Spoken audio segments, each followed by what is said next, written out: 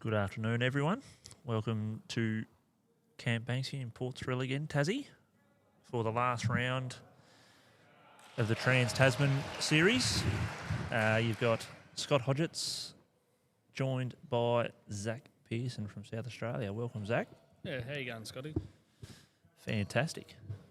So, for those that aren't aware of the go at the moment, so the current points overall are New Zealand 33 to Australia 21. So that means Australia has to get a clean sweep in this afternoon's games. So they've got to win the last six games, and then they will retain the Trans-Tasman Trophy. So a bit of a tough ask in the Australian side, but they would be more than happy to give it a red hot crack and see how they go. So the game we're watching this afternoon is the Australian men's triples team of Kyle French skipping, Sean Armstrong middle pin, and Errol Weir leading. And I'm going to need your help for the Kiwi side, Zach. You've been here watching all week. For the Kiwis, we got Daniel French as the skipper. And then we got Paul Wright at the middle pin and Gary Lowe as our leader.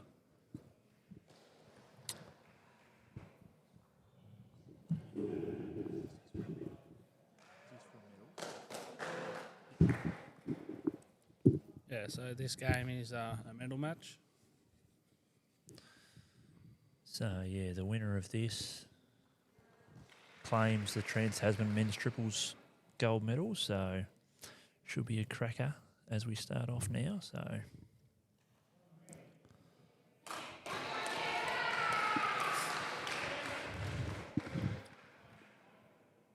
for those that aren't aware, the triples in this tournament are 6-bowl triples, so 2 bowls each.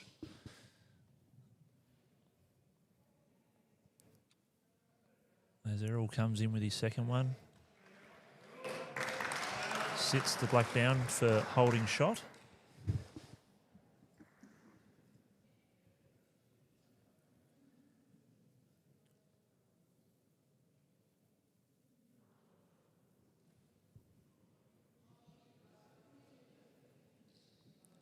Gary Lowe's just put one behind.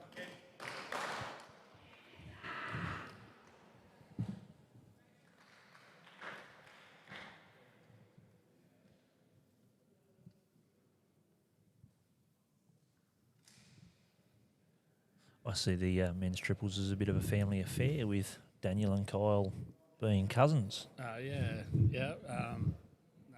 was a bit of revenge there. Hopefully after yesterday. We'll see how we go this one.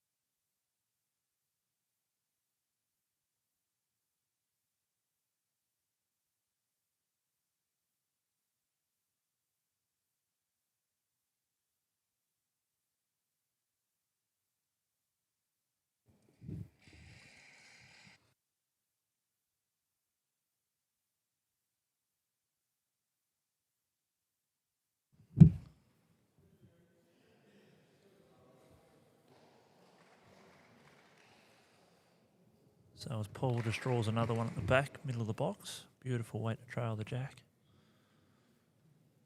So now the crossover, Kyle. Kyle's got first crack at it. So I'd say he's just trying to get as close as he can, get to the blacks, draw the jack himself.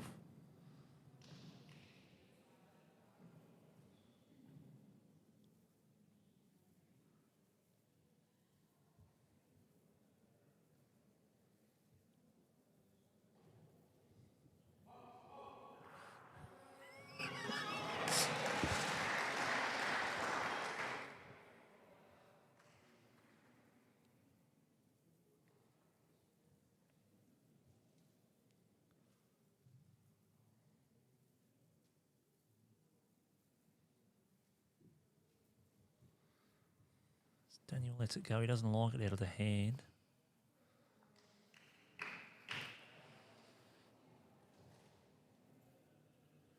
This here could set the tone here for the Australians if Kyle could find a way to fall off his or be better and just get to the black, draw the jack, just sort of close it off, make it harder for Daniel with his last one. So we'll see what he does.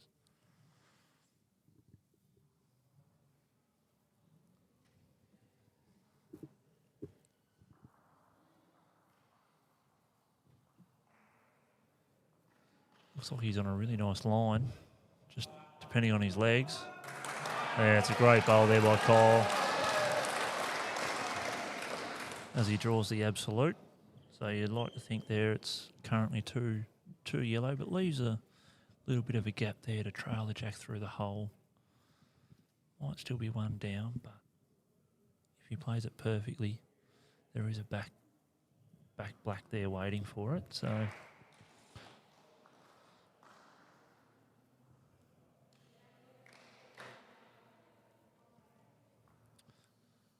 as it's coming down, he's awfully close here to draw. Oh, he's done well there. Probably cut it back to maybe one yellow. So, yeah, that's one to the Australians.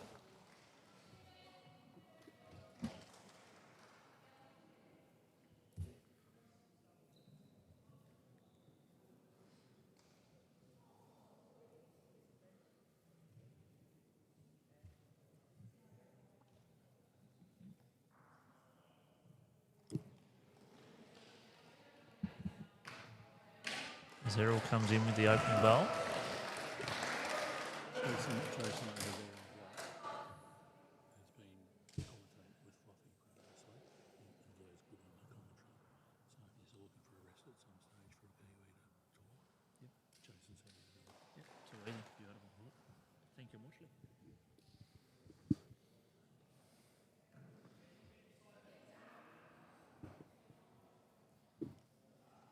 So, yeah, if anyone's watching on the live stream, don't be afraid to comment and interact with us. Ask any questions. If we know the answer, we'll tell you.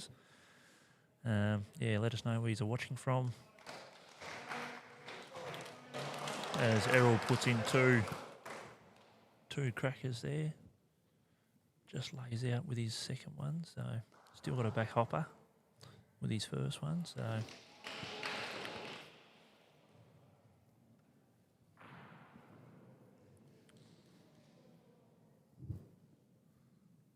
yeah, it's a great bowl there. Great second bowl there by Gary. Just springs it, opens it up.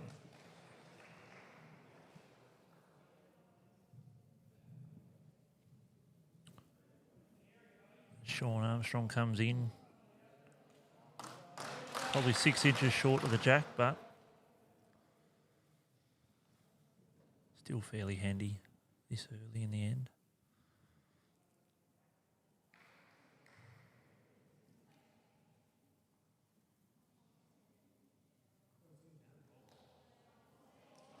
Great shot.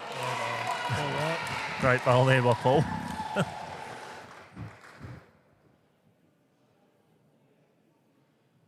Almost seems no matter how good your bowl is, they just finds a way. They just get it, don't they? Yeah, it's never you can never tell whether it's a close bowl or not, but they definitely take it off you. Sean comes in with his second one. He's drawn the jack absolute. Holding shot.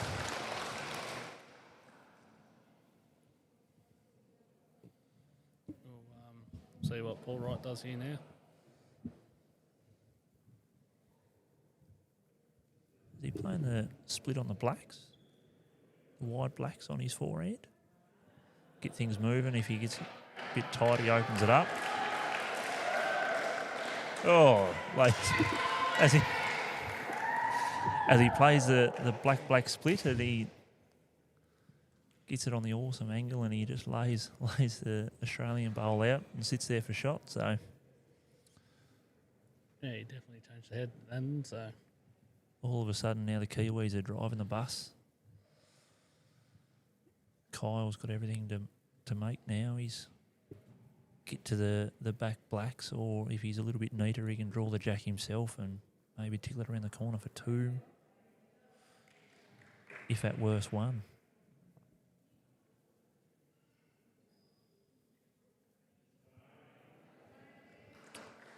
All down to his weight here. He looks a fraction short, probably just 10 to 12 inches, I reckon.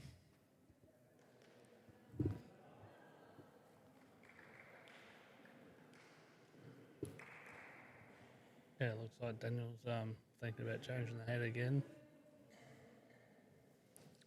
Yeah, I wouldn't be surprised if he plays the front yellow, which the front yellow black Jackie gets that up and over. Jack moves. I'd like to think he'd probably sit there for 3 himself. So just always changing the head on these short mats. Always to your benefit if you can.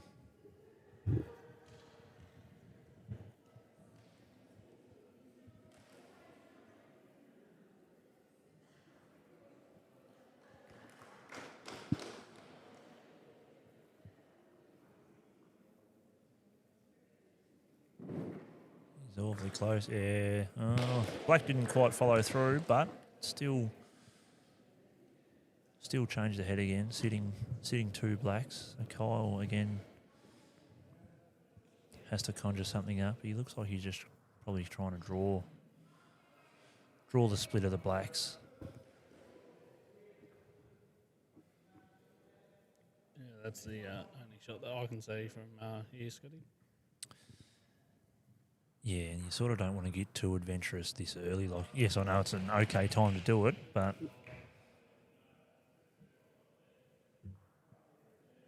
at this level, you never want to take that early risk unless you desperately have to. And he looks awfully close with the right weight here.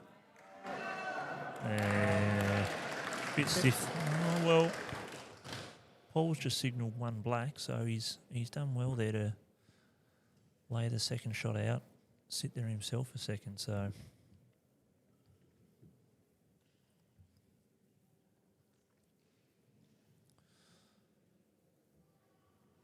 not entirely sure of all the angles and whatnot from the angle that we are, but you'd think he'd either try and draw the jack himself, or he'll probably try and get around to the yellow-black Jackie and sort of move it, get the jack movement. Yeah, it looks like any jack movement sideways, they'll...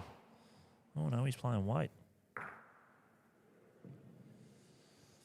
Well, that's 1 to the Kiwi team. So that's 1 all on 2.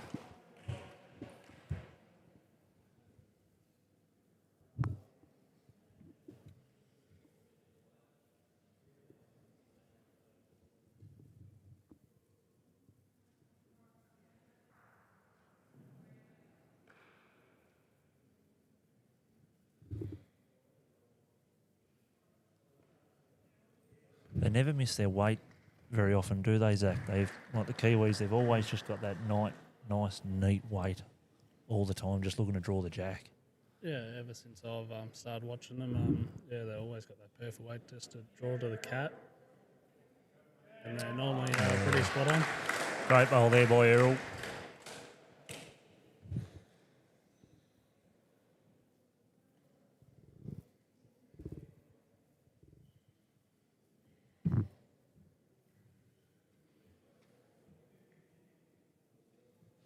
Errol puts a little bit of pressure on Gary there, and he just...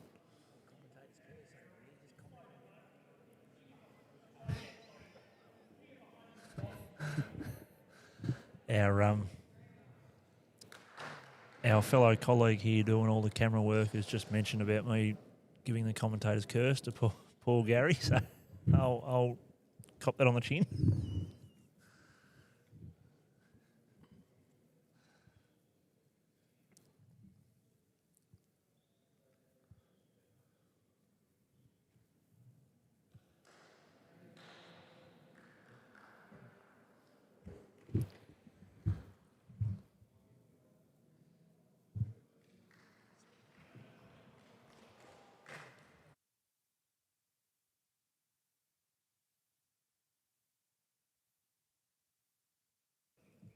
G'day, Rod. Watching on the YouTube channel. Yeah, so they are a little bit different. They're not too dissimilar to the 30-foot mats that we play on. Obviously, they're made of the same sort of stuff. All it is just a fraction shorter. Like, they all still draw fairly nice. As you've probably seen throughout the last few days. But yeah, they just seem quicker than what they are, obviously, because they're a fraction shorter, clearly. But yeah, they're not too dissimilar to the 30-footers that we play on in Australia. So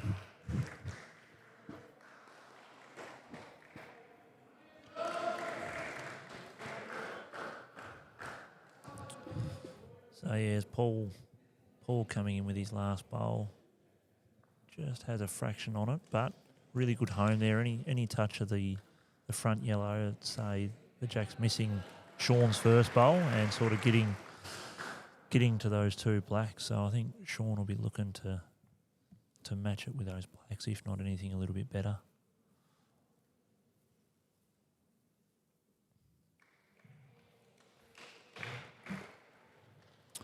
He's got it out, an absolute treat. Yeah, two crackers there by Sean Armstrong. The resident Tasmanian in his triples lineup. One would say he's probably the rose between two thorns, playing with two Queenslanders. Zach, what do you reckon? Yes, yeah. Right there, Scotty.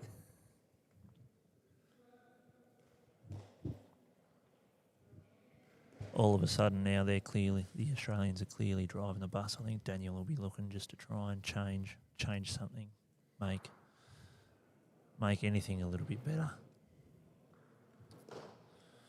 So I think he'd probably be looking to play at least just lose his bowl weight, try and clear the front black out of the way, or edge the Jack high black and sort of work his way into the pack of the yellows and just try and change something.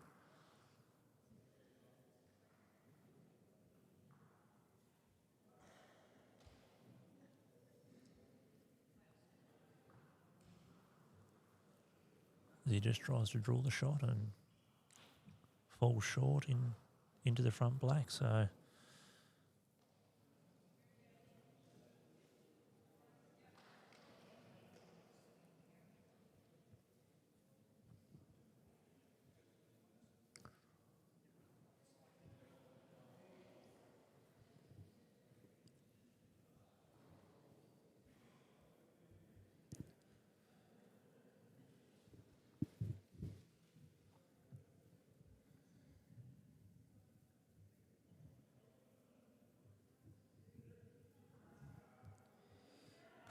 Kyle's just trying to draw to get to the back blacks. Hopefully he doesn't just trickle off, but he doesn't hurt anything, so that's not the worst result in the world. It gives Daniel another free crack at it, but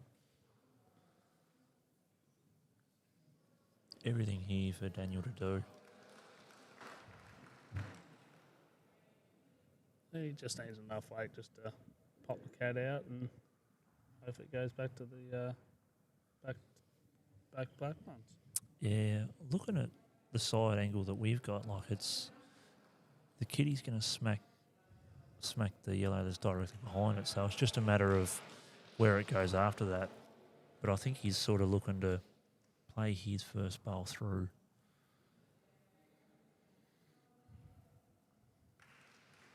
That's what he's trying to do. It all depends. Yeah, he's played an absolute cracker there.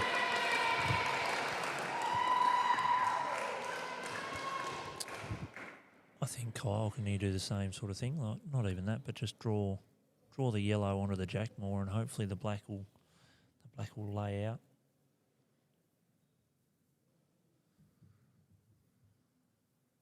Playing his backhand here, probably just looking to draw the Jack itself now, poke it through the hole a little bit.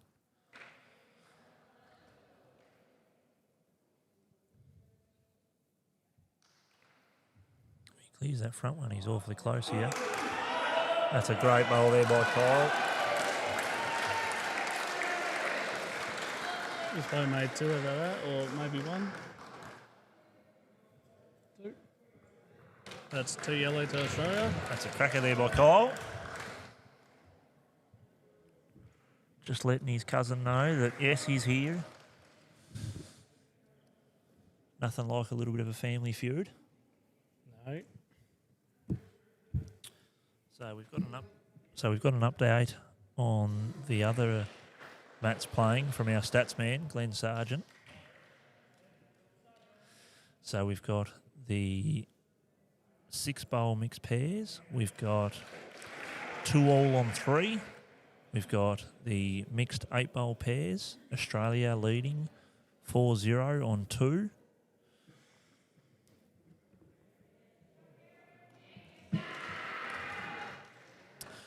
We've got the men's 8-bowl pairs, 6-0 after 1 to Australia. So that's an outstanding start on that. We've got the ladies' triples, New Zealand leading 3-0 on 2. And we've got the ladies' 8-bowl pairs, Australia leading 4-0 on 2. So really good start there by the Australians. So we'll see if they can keep powering through, and one rink to tighten up a little bit, and you just never know, do you? No. Still got plenty more ends, but yeah, good start to the Aussies in the afternoon session. So yeah, as I said at the start of the stream, the Australians have to win all 6 of these matches to retain the Trans-Tasman Trophy. So after the scores, that's a fairly good start, but such a long way to go yet.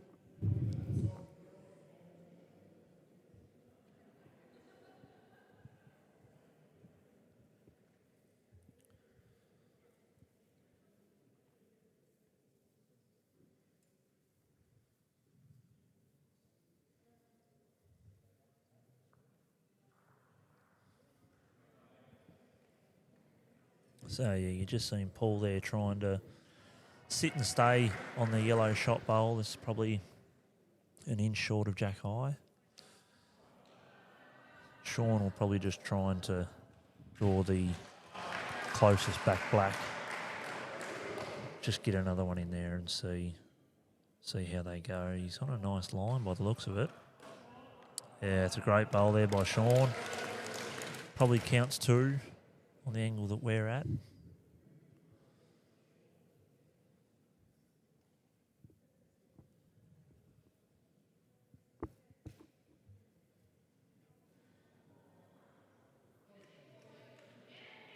Yeah, great ball there by Paul.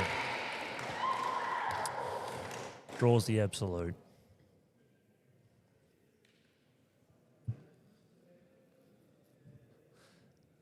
As they were crossing over, I saw in Paul's face, and he didn't really look overly pleased with it.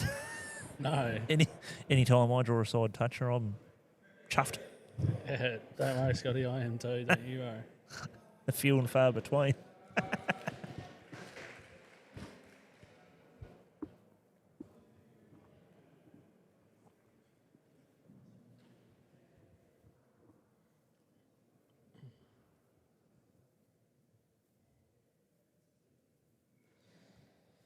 As Kyle's here just trying to get another one close. And he looks awfully close at that. Yeah, just dropped a little bit short, but yeah, he had a good line and just a little bit more weight next time.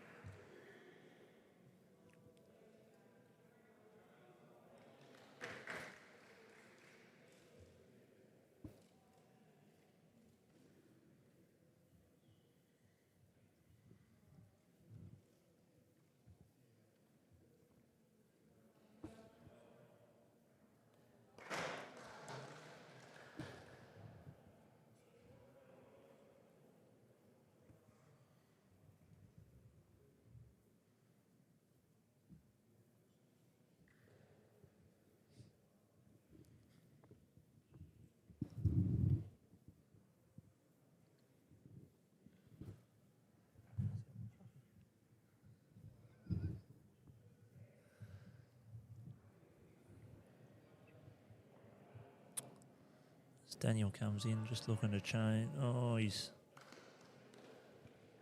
teammates are happy with it, so it's sort of locked lock their shot bowl in, I think Kyle won't do too much similar or unsimilar to his first. Just try and get around his, draw the back black. Sort of take what happens in that regard. Like, I don't know if his first bowl lays down, if it touches the jack, and the jack movement may go to the back blacks, which isn't ideal.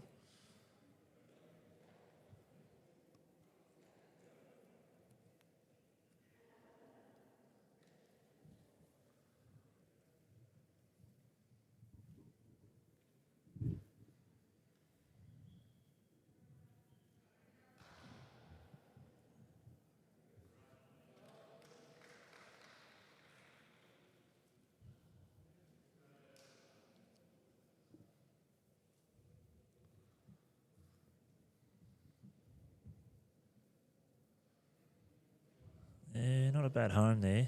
So we'll see what Daniel and his team decides to do.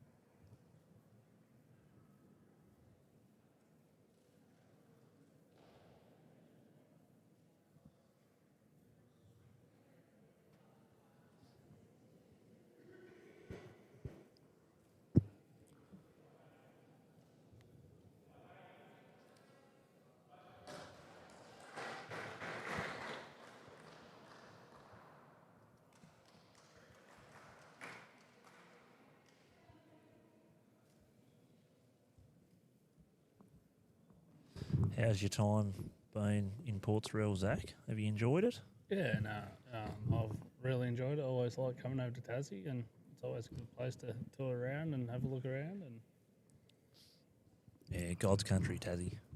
no, I always love coming to Tassie. So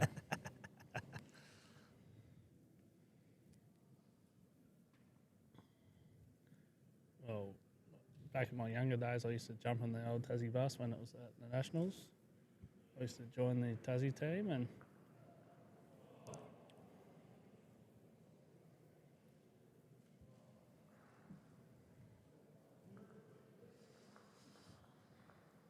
So that's one of the Kiwis. So that's 3-2 after 4.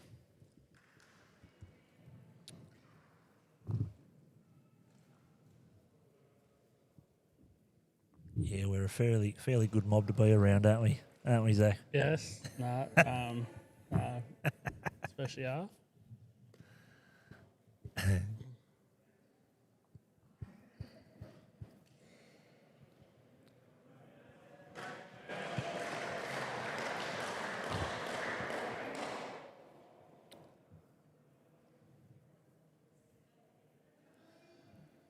As Errol comes down with his first one to start this end, as he's probably 16 inches past. Beautiful line, though, by the veteran. Yes.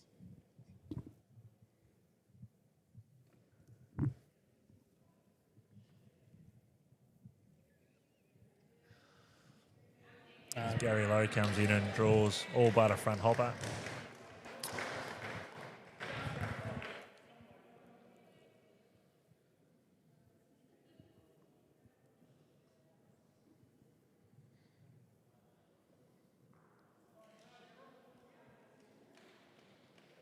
Yeah, 2 great bowls there by Errol. Yeah, cracking reply there by Errol.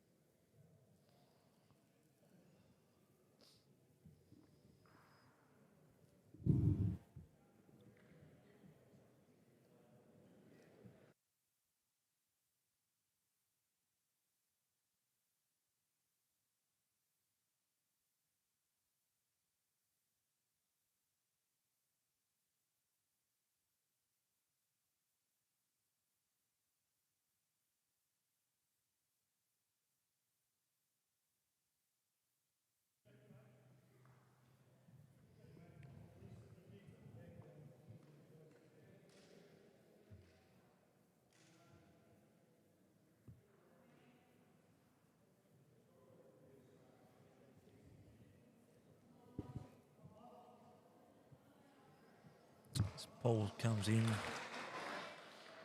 tries to match the yellows, but still.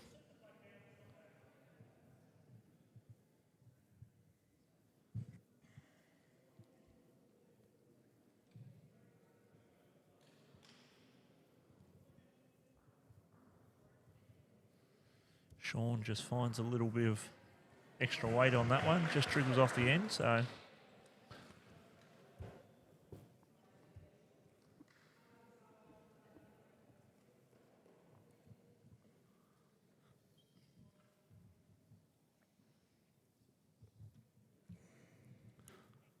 So when do you fly back? Zach? Yeah, we jump on the boat tomorrow night and head back tomorrow. So On the boat? Yes. No, it wasn't too bad of a trip coming over here, so hopefully it's exactly the same going back.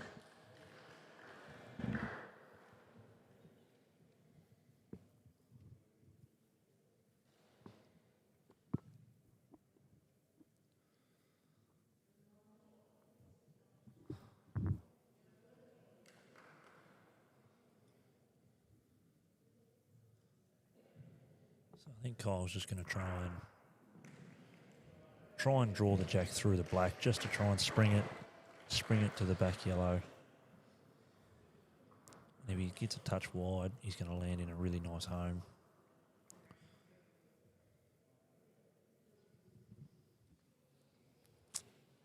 It's another catcher, so be it. It's another one there or thereabouts. Now Daniel can't really be too cute with his weight, like he's got to actually get to the yellows. He can't let Kyle have another free crack at springing it or laying it out on the edge.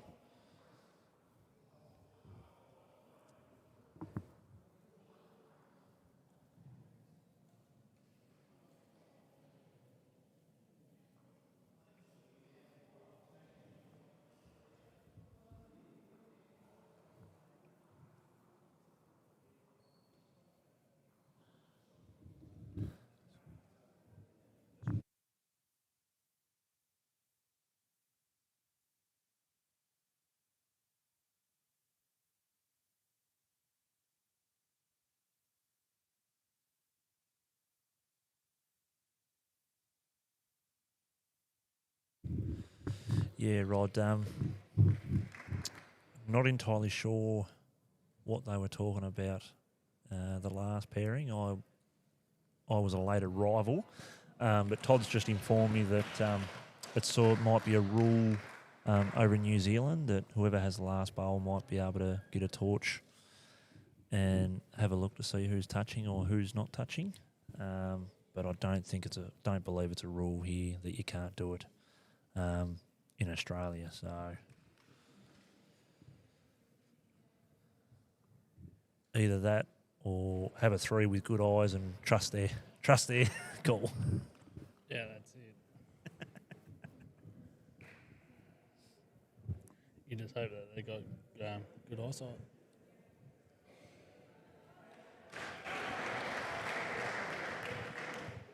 Yeah, great start there by Errol. Yeah, as Errol comes in with beautiful weight, just finishing jack high.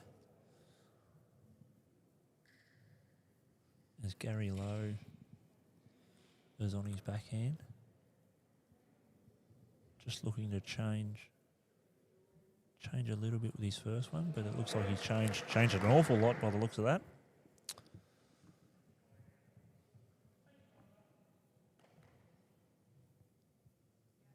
I know one thing you don't see very often, and that's the old-fashioned brown shoes that Errol wears. Yes, no, they're definitely in the old decade, the old brown bowl shoes. Yeah, that's two crackers there by Errol. Well, actually, to be honest, Scotty, I reckon Alex Reid actually has a pair on for New Zealand. We might do too. I just looked over and seen. But still, you don't see many of them. I remember Fluffy. The great man Fluffy used to wear the brown ones. No, they used to get around back in the day, but yeah, you don't really see that many in this modern era. Is it a sign of maturity or? I Old-fashioned. Probably everyone that used to wear them probably wore them out back in the day. But yeah, everyone likes the old comfy Nikes or Asics or a bit more comfortable shoe. Sean Armstrong plays a cracker.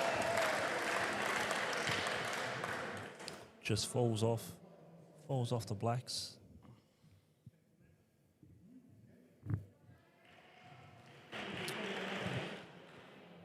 Yeah, but yeah, going back onto the brown bowl shoes, yeah, they're really rare this day and age.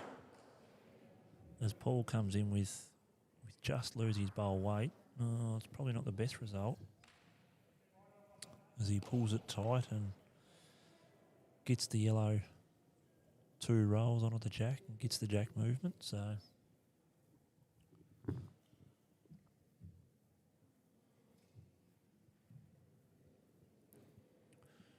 Sean will trust himself here to try and draw the jack or draw right round as he has, and that's as good as anything really. Like, he's got the backers now just in case they decide to attack or...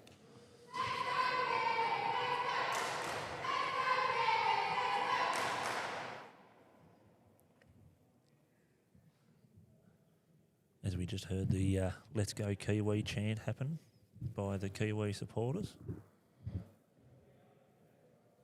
And I must say, it's still awfully hard not to be loud when you're on the commentary. I just want to yell something out, but Yeah, that's it. got to have some form of decorum. Yeah, we definitely can't be that loud on commentary, but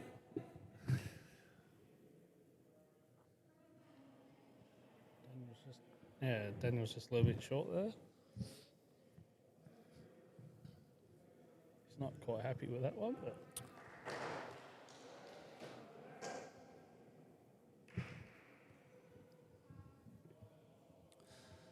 just from the first 5 ends, like, it looks like the Australians are probably the more consistent team so far, but it's just been that one bowl from either Daniel or Paul that's sort of gotten in the way of the Australians, and they haven't been able to get it out. So the old adage of weight of numbers will eventually get you. But yeah, at this sort of level, like, you just can't keep letting that happen. So I'd back the Kiwis here to change that and just tighten up a little bit and just even make the game that little bit tighter too. Like, I know it's tight on the scoreboard, but as Kyle probably won't like that one bit. As he just looks up to the ceiling in disgust.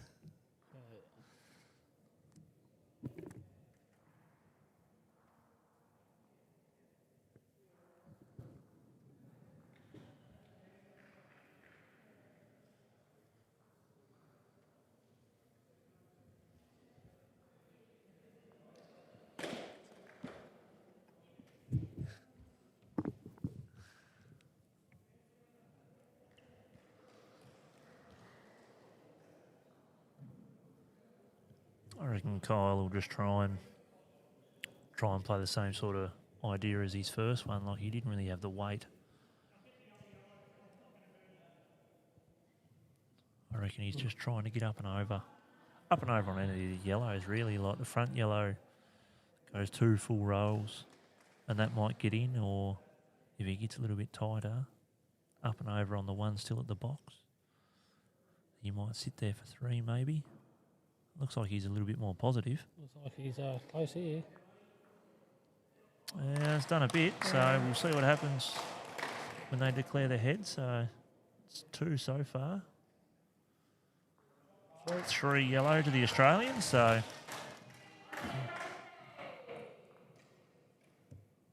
that's 6-3 after 6 ends.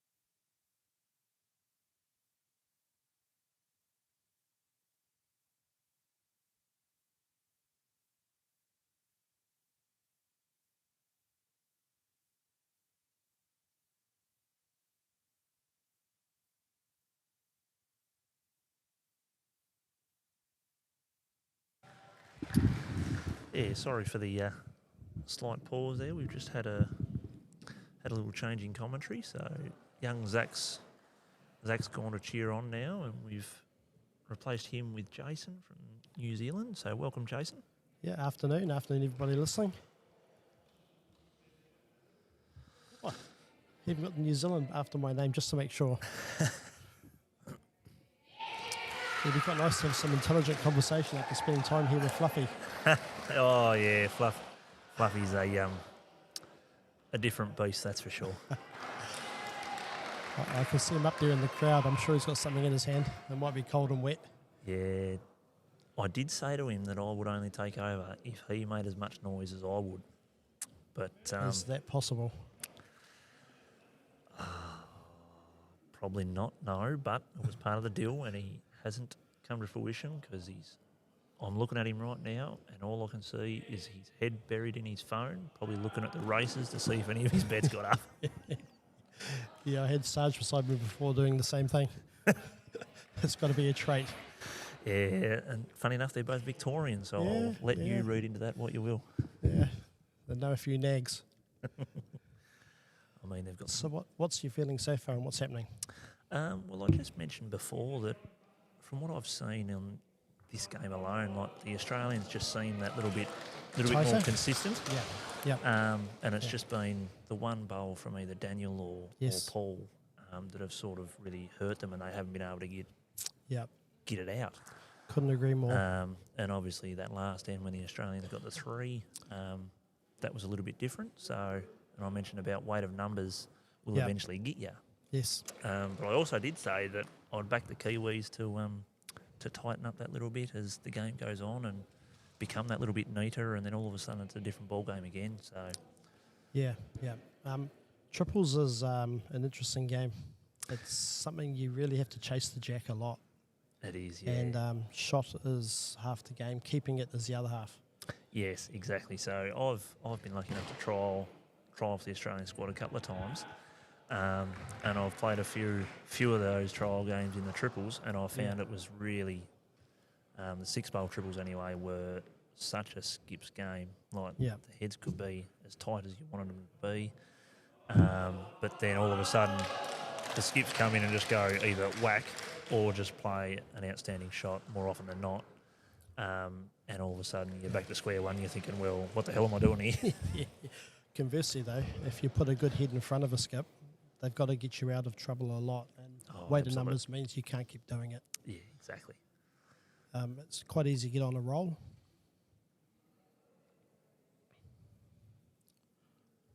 But it's also hard to get out of a rut too Yes, if you're struggling that little bit. As we saw yesterday with the score with these teams this afternoon. Yeah, so I didn't quite see yesterday afternoon's game. I was too busy at work, sadly, so I was tuning in as much as I could. But, another productive member of the work group, watching bowls. Got a lot of colleagues back home doing the same thing. Can't blame them, to be fair. No. I can probably sum it up this way. I was lucky enough, about 3 years ago, I was involved with the North Island team, and we had one of our legends, Pat Holt, who's former captain of the Matt Blacks, come and did a bit of a talk with the team, and he went through all the games and he asked the people playing triples to put their hand up, and they did, and he said, sorry, it's a shit of a game. Yeah, well, can't argue that point. No. And I mean, especially with back home, our triples and whatnot. So obviously we play 8-bowl triples. So the lead and middle pin both have 3 bowls, and the skip has 2. And you'd be surprised at how many times that 3rd bowl for your lead or 2 just pulls you out of it every time. Yeah, 3-bowl games are great. I quite like 4-bowl games, but the problem is with 4-bowl games, you don't get anybody to help you afterwards. Yeah, exactly.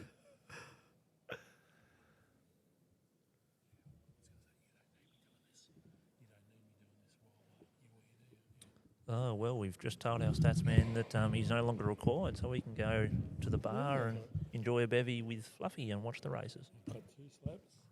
What's that? You're putting 20 on number 4 at Flemington. I've had 1 winner. Oh, there you go. 1 winner. Unbelievable. All the Victorians and their punting.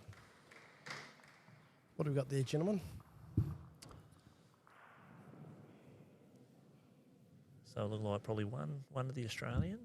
Just waiting for somebody to flip the score.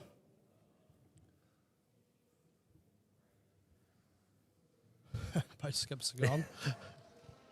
Oh, no, even Sean's not going to do it for us. We're trying to get somebody's attention over here. They're Focus concentrating. on the game. Yeah, they're concentrating. There we go. Maybe.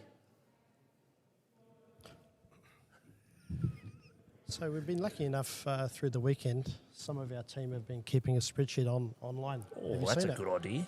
Yeah. So we've had Sarge walking around the hall giving scores, but he probably could have sat behind his phone like I'm about to do now and give you some updates. Yeah, we won't tell him that though.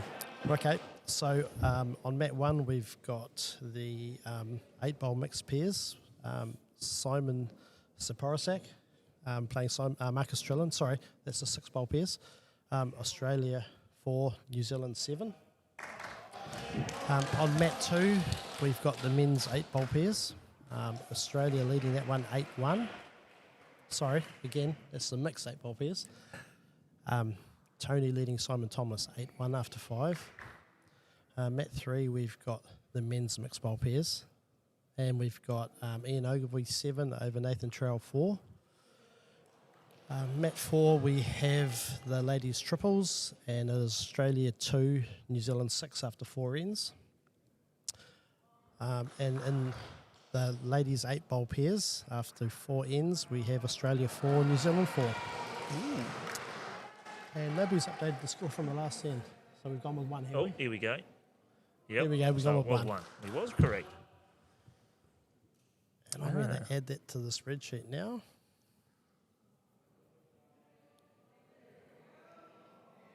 And it's done. Yeah, look at that. Jeez.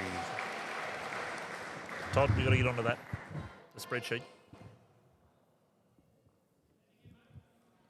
We need that for the all our state events and whatnot. I'll give a plug, actually.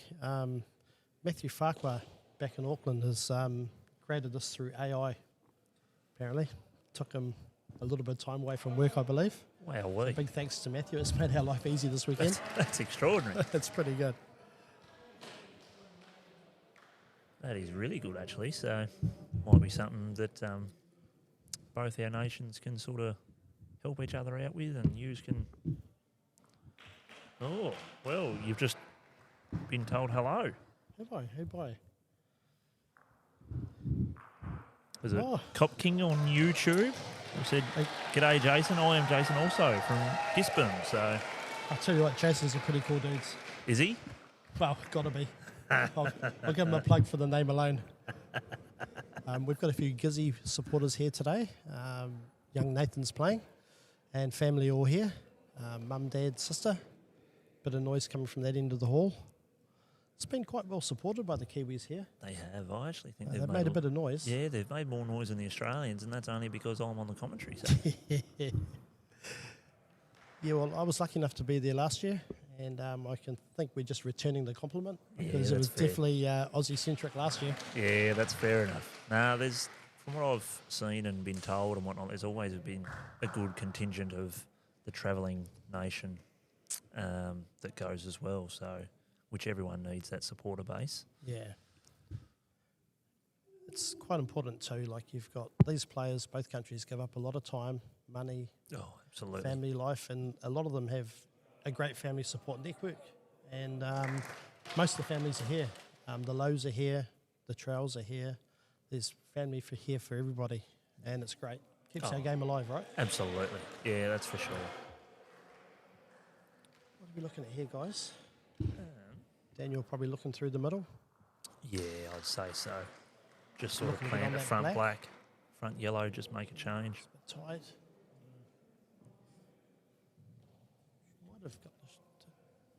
Might have got a semi result out of that. Yeah, I'd say, I'd still probably say the front yellow on the line is probably the shot, looking at it.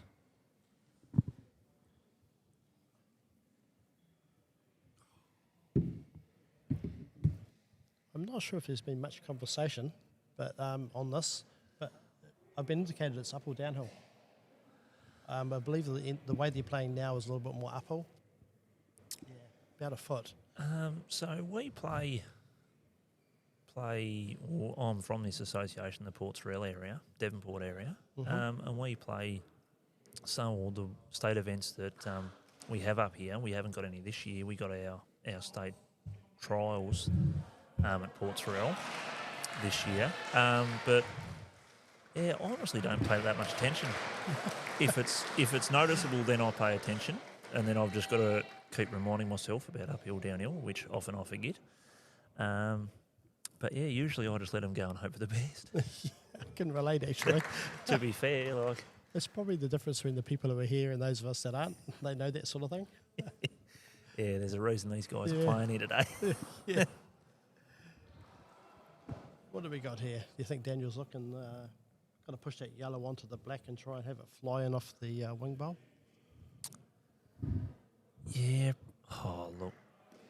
It's only You'd going like to to have it think roll over so. once, right? Yeah, but even then, like they've also got the very backest as well, so we can play it a little bit more confident as well, and just sort of land the actual shot bowl on the line. It'd be interesting talking to the Kiwi guys playing these shots because we're a little bit more weight sensitive back home. So it's probably, you've got to back yourself to be a bit more positive than you would at home. And that's one thing I have actually noticed. Well, he's gone the split on the other hand. There we go.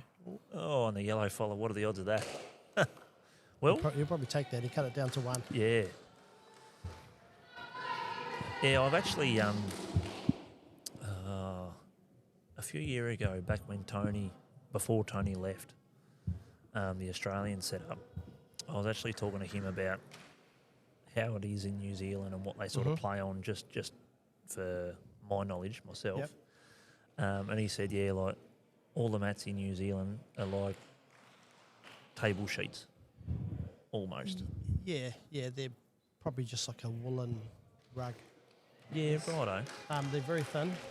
You can, on some of the older ones where they've been worn a bit, you can actually, as you deliver the bowl, and Kiwis tend to groove it along the ground, whereas the Australian seems to lift it. Yes. And so you could pucker the mat if they're that thin Yep. at times. But yeah, so it's a bit more touchy-feely.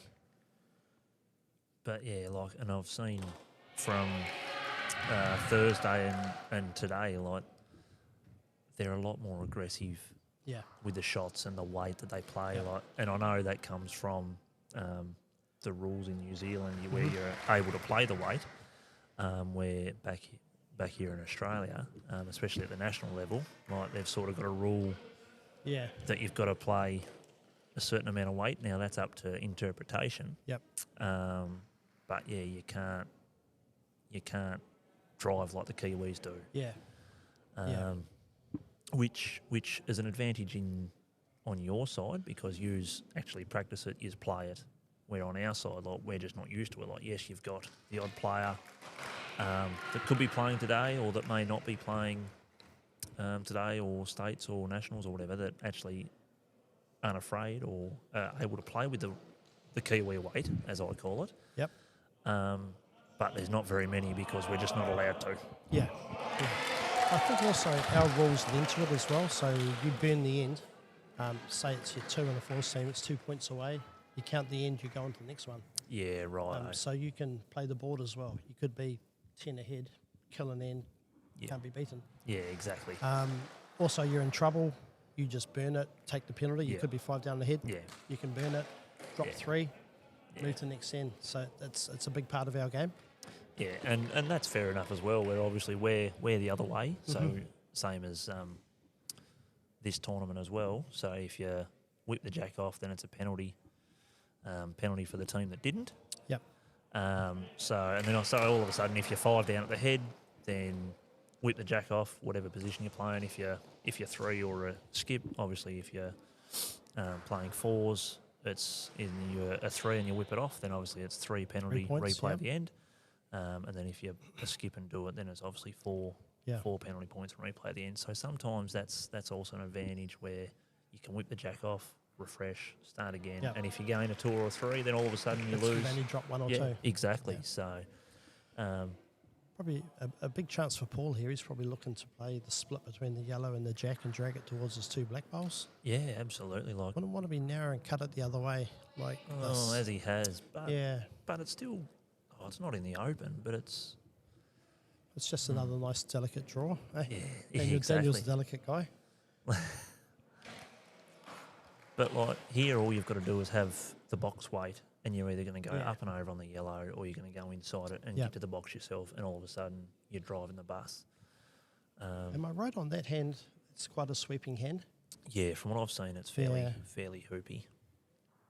But even then, like, you still get the inside of the yellow, you're still going to have the right weight to sort of sit there, or you're going to cut across and sit the pack, and you're still going to probably have two or three if you're Kyle in this sense. All you've really got to do here is just have the right weight, and Yeah. the right thing will happen, sort of thing. Such as this. And that's a great shot there by Kyle. Yeah, made sure he was up and past the yellow. Absolutely. Like, Anywhere behind. even if he trailed the jack there, like if he trailed Yeah. the jack, it probably would have been even better. But he wasn't quite able to trail the jack, but he's got himself in a really good home. Nothing much for Daniel to sit on either. So your mate Jason has replied as we just watched this last Going to bowl. get the edge of it. Yeah, great shot, Daniel. And That's a settler. yeah, and that's exactly what I was saying before. Like the Aussies there were probably holding 3. Yep. And had everything going for him, and then all of a sudden Daniel was just coming with 1 bowl and just got the shot. Like, yes, I know he had around 2 foot diameter to sort of get the shot. I wonder here what Cole's looking for. Maybe there's a gap to get to the yellow, to the black, and just sit it. Yeah. Maybe he's going to promote the yellow that's shortest. May feel that black's in his drawing line on the back end. Yeah, I'd say so. Looks like he's just trying to draw He's the just whole over the knee. draw. He's It close. looks awfully close here. Great Oh, just the black just laid the back out and just rocked his out. So, but still, I think this- I was on here yesterday morning with Fluff and Yep. made the comment. You may or may not have noticed, but the New Zealand players are more likely to go to a wobble, put a wobble on the bowl in a situation such as this. There are certain players that practice it and play it well. yes, yeah, I'm one of them. I can play with a wobble. Yeah, Yeah, otherwise known as the snake. yeah. I heard that. Yeah, Yes. I was told that last night. Yeah. So back here in Australia, it's known as the snake just because it wobbles up like a snake moves up. And what, it bites you. Great bowl. Oh, I might have set that. yeah, that's still 2 crackers there by Daniel. Like, he drew the absolute, and then he was probably 3 unlucky inches there. off drawing another one. So all of a sudden now that score is 8-4 to Australia after 9 ends. So we'll just get back to some of the comments here. So Michelle Tate from Victoria. Hello, my gorgeous girl. How are you going?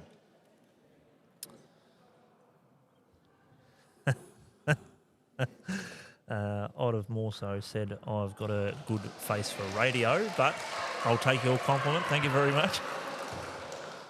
I see there's a quote on there from Matthew Farquhar giving a big thanks to Colin Williams for updating the scores. Yeah, it's a collab between both of them. Matthew set up the spreadsheet. Colin here, who's been on holiday with myself, he's been sitting there all weekend updating every end. Doing a great job. That's a fair effort. Yeah. Nice to have Matthew listening. He's our current New Zealand singles champion. So yeah, both nations haven't got their Singles champions? singles champions playing. So last year at our nationals, we had young Max Evans win ours, beat me in the final actually. Oh, sorry to bring that up. That's all right. Well, then Matthew went on the following event and got runner-up in the pairs. Oh yeah, well. So probably having a break at home from being so good. Otherwise known as Jose. He knows why. Zerrell puts a cracker in and just draws the jack, trails it a foot, lays the back black out, so sitting there for one. Nice little forehand draw. Tuck it around the corner. Yeah, exactly. Yeah. Like, there's no downside here. Even if he misses the jack, he gets right This around. is triples to a T, right? Like you miss it, you miss tucking it, the opposition come in and put another one there, and all of a sudden you got 2-3 bowls to fix it. You feel the footsteps. I'll never forget the first time I trialled for the side. Yeah. I was playing Yeah, good bowl, triples. Paul. Triples. There was Luke Turner was leading, a young guy that doesn't play indoor anymore. He moved up to Queensland a couple of years ago. There was myself as middle pin, and we had Shane Cashill, who's reserve. Oh, yes, who's here today. Yeah, who's here today, reserving the Australian side. I feel cold every time I see him. He's got his beanie on, a jacket on. Yeah, he's turned into a true Queenslander since he's moved up there. He's just. Is he from here? He's from Victoria Oh. originally. And then for the life of That's me, a I great can't. bowl.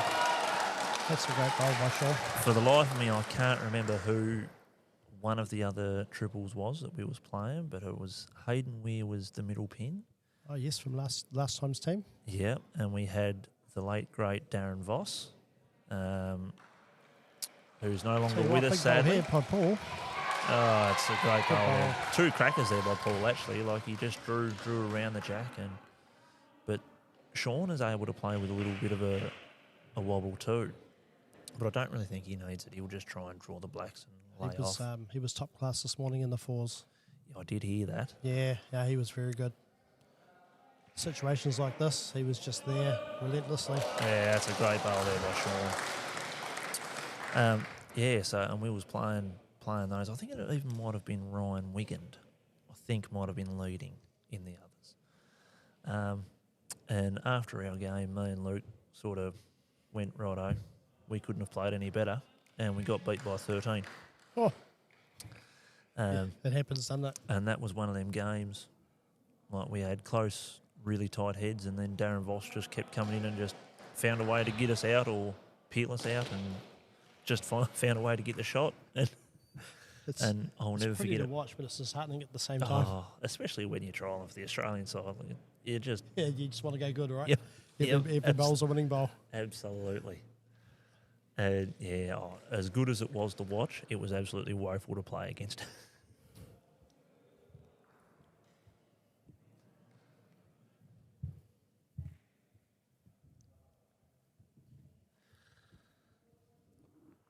So we'll get Jason to have a look at his screen and see how Nathan's going.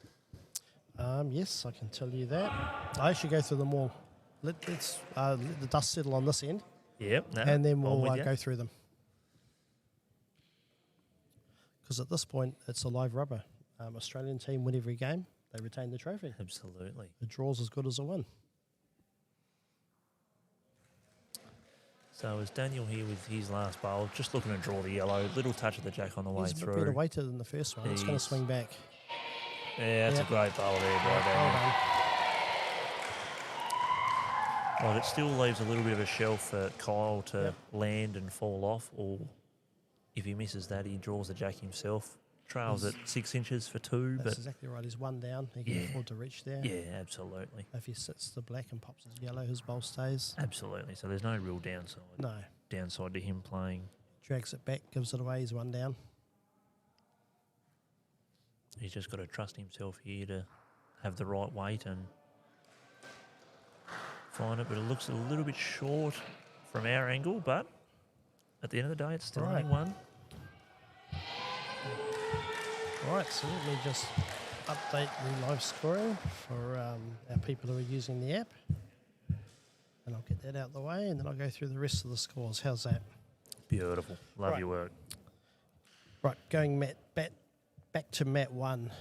We have, what have we got, the 6 bowl pairs, mixed pairs. We have Australia 5, New Zealand 10, played 9 ends. You've come back.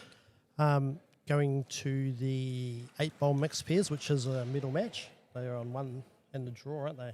Yes, Yeah, yes, so yes. they're still alive. So who won yesterday afternoon? Was it Tony or No, Simon? Simon won yesterday. Simon won yesterday.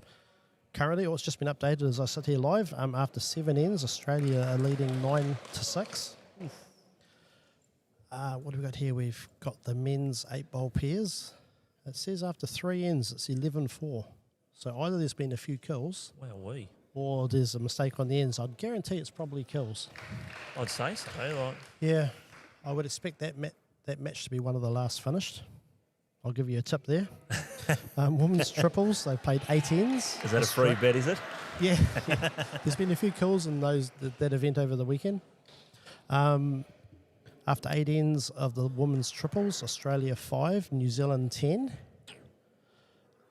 And we've got the ladies' 8 bowl pairs. After 7 ends, it's Australia 6, New Zealand 4. So the Kiwis are leading in 2 and behind in the rest. Yeah, so that doesn't help the Australians though. They need all of them. So, but still early days. Plenty of bowls left. These long games, it's not something we do a lot in back home. Actually, I have seen a few of your live streams back home where you sort of play just 8 ends and it's be done with it, sort of thing. Yeah, depending on the event. Our nationals, the 4s, you're playing 10 ends. We have a time limit of an hour. Game seems to go a bit quicker because our mats, I guess, different bowls, different mats. Yeah. We have a time limit, so walking the head isn't really done as much as you would see by the That's a players great today. bowl there by Sean. Yeah, good Sorry to bowl. cut you off there, I know. Jason, but it just falls off the black who was probably shot at the time, trailed the jack a little bit. So Yeah, and we do 6 bowl triples and pairs. 6 bowl pairs is the only pairs we play, and same as 6 bowl triples. yeah, right. For a novelty around the country, we do 9 bowl triples on occasion, but never anything that's probably nationally certified events. Okay. And those games, I think, are 45 minutes. So we generally have to get through a lot of games in a day where Yep. we have post-section. Oh, that's a And I great like- bowl that's a there great by bowl Paul. by Paul. Yeah, that's a fantastic reply there by Paul. I've got a feeling they're starting to get the feel of the mat. Yeah, it Everybody's was- a bit tighter. It was only a matter of time, really. Yeah. Yeah, we're very lucky back home, such as you are here with yourselves doing broadcasting. We have Matt Side who do a great job. They travel all around the country and stream everything that's possible. Yeah. And that relationship is great. And that's what you're after, obviously. So obviously we've got a certain, just as Sean plays another cracker, That's a great goal. or as Fluffy would say, that's a horn. But nah, all of a sudden, like, All this great bowls to be played, and I see Fluffy up there looking at his bloody phone again. Look at him. Must have his mum on text or something. you wouldn't know with Fluff. I reckon the red hot favourite is he's watching the races. And I'll keep an eye on him, and hopefully I'll have a look, and he'll do the fist pump, and I'll know exactly what he's doing.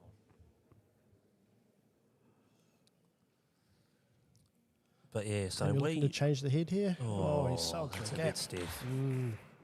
You'd think either sort of gets that hole clean or gets the black in the guts is what he was after. The holes are there. You're kind of hoping you're not good enough to get them right. Look at that on replay. There's just nothing much to miss. It's just one of them old cricket adages. Yeah, and the risk is, you play it next time, and you think I have to change something, and you change too much, right? Yeah. Hopefully, good enough to miss it, Yeah. and not good enough to edge it.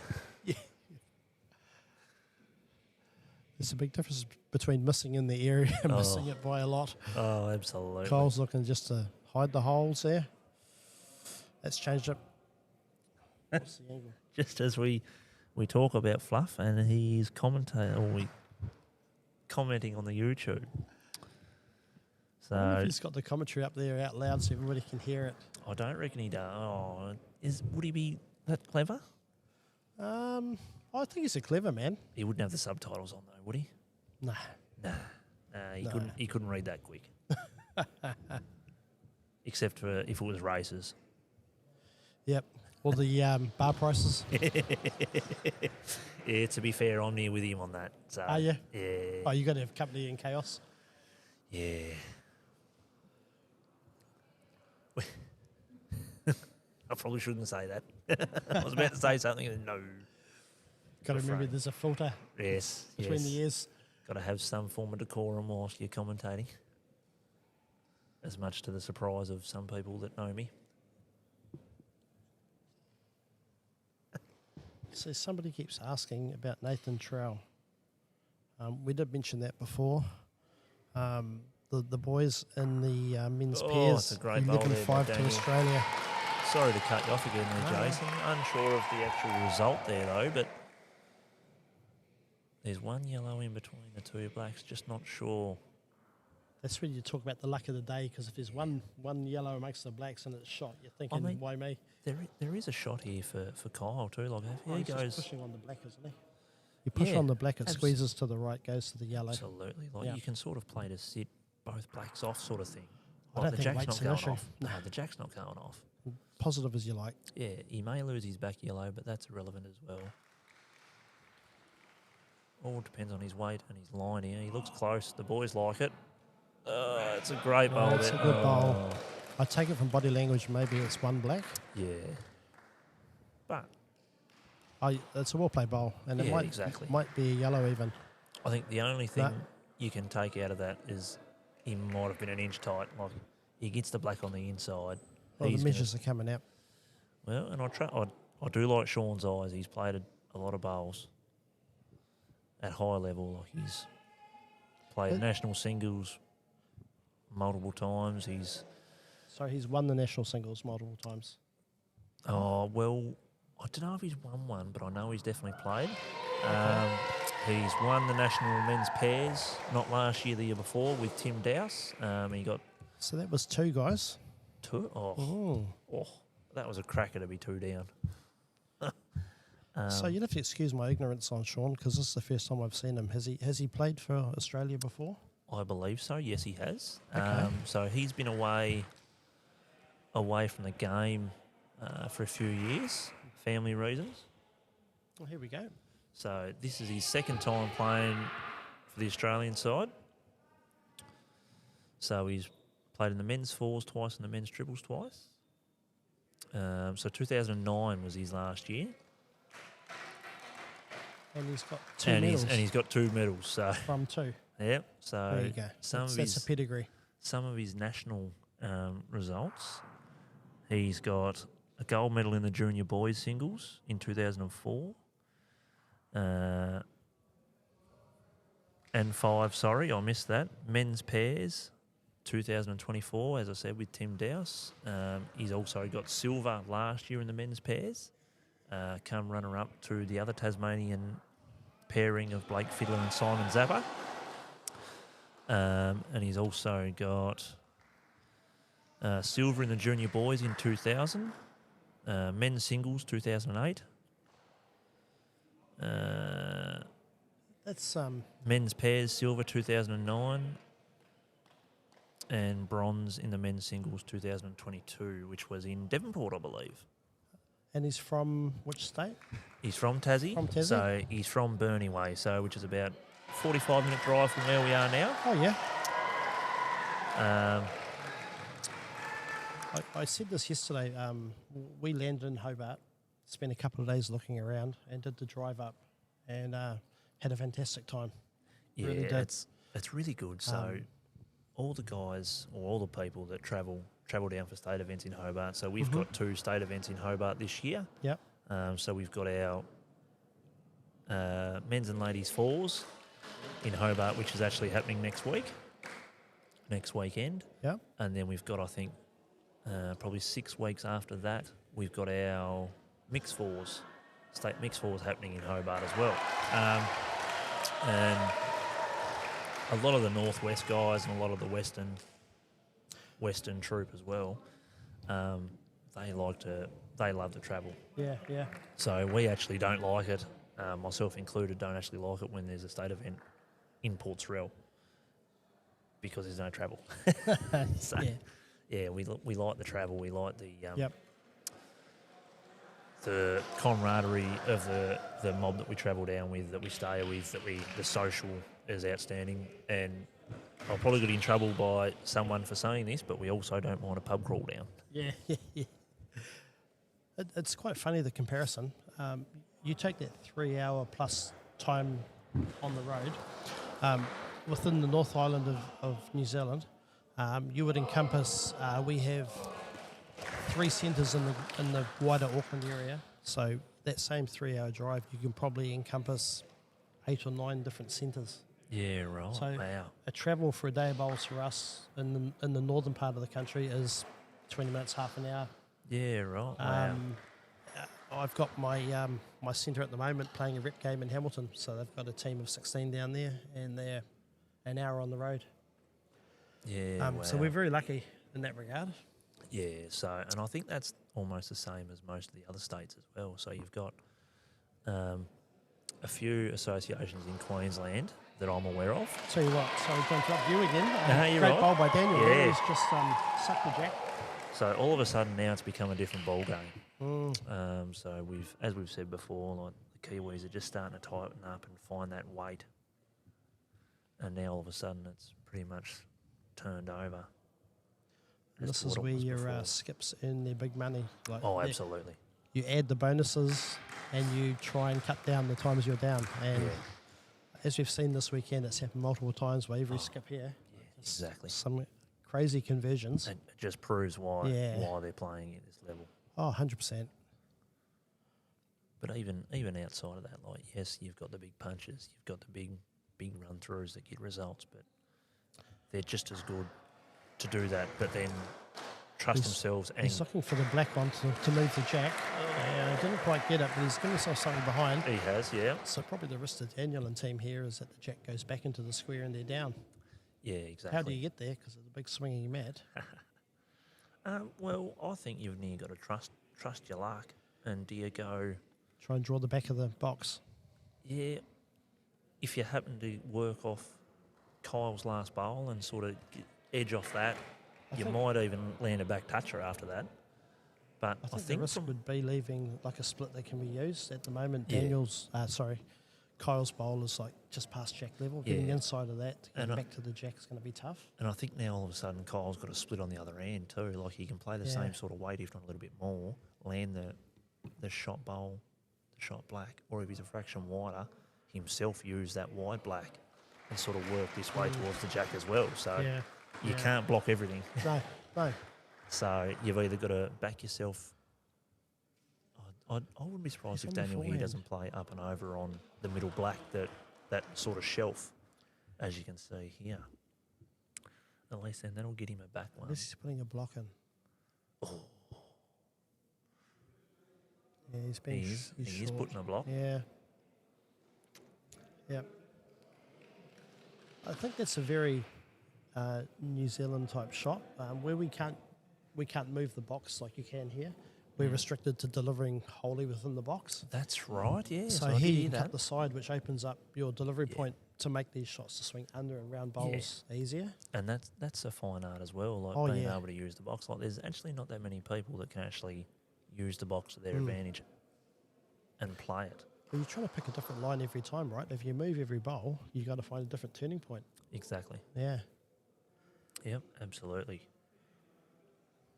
Playing the box back home is an art, and it's something that if you try and muck around the box too much, you can confuse yourself. Yeah. How's Kyle's weight? He probably just hit the wrong bowl, I think. Yeah, I think so. Looks like 3, I think.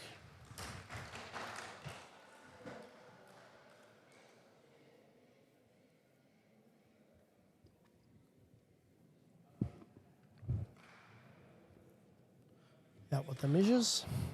I wonder if I can update this app and have a bit of a look at what's happening in the other mats. But yeah, as we was saying before, like I think a lot of the other states have a fair bit of travel as well. Like they've got their own little associations that have their own events and then state events where they all congregate into the one area. But yeah, so we've got all our state events. So you've obviously got we have a different setup to our singles to what we do everything else. So we've got the mixed pairs, triples, fours, and mixed fours. Even the junior singles falls into this category. So they're all open, so you can play with anyone from the state, from any other association. You just make your team and play in it, and then you play 3 games. Pretty much easiest way is top 8 will play off against each other, and then so that's the quarterfinal. Then you've got semi and final. Yep. And then so you've got the singles, which is the only different thing out of that. You've got to win your region to go and represent your region to play off in the state. So you have a champ. Yep. pretty Okay. much. And then, so I've been lucky enough to win a state singles myself, but you go through a lot of good bowlers to Yeah, be able to get to clearly. that point. And then obviously you got to play the winners against Yep.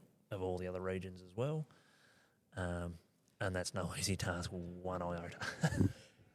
We do a similar thing at home. We have progressional events. So your singles, mixed pairs, mixed fours. You win your centre. And we have 8 zones in the country. You Yep. compete against all the winners in those 8 zones. Yep. Within those 8 zones, so maybe four centres per zone. Then all those winners of that go through to a New Zealand Super Weekend. Where Yep. you play all these events out. And 2 crackers there by yeah. Errol as he drew a back touch with his first one and just sort of lays it down with his next and gives. it's another thing with triples, you know. It just, you can get in trouble so quickly. Yeah. And here they are. Paul plays a good bowl perhaps, and they're having to defend a little bit more. Exactly. Always a chance of scoring a number in triples. Well, that's a Yeah, great bowl. that's a great very bowl. good reply there by Paul.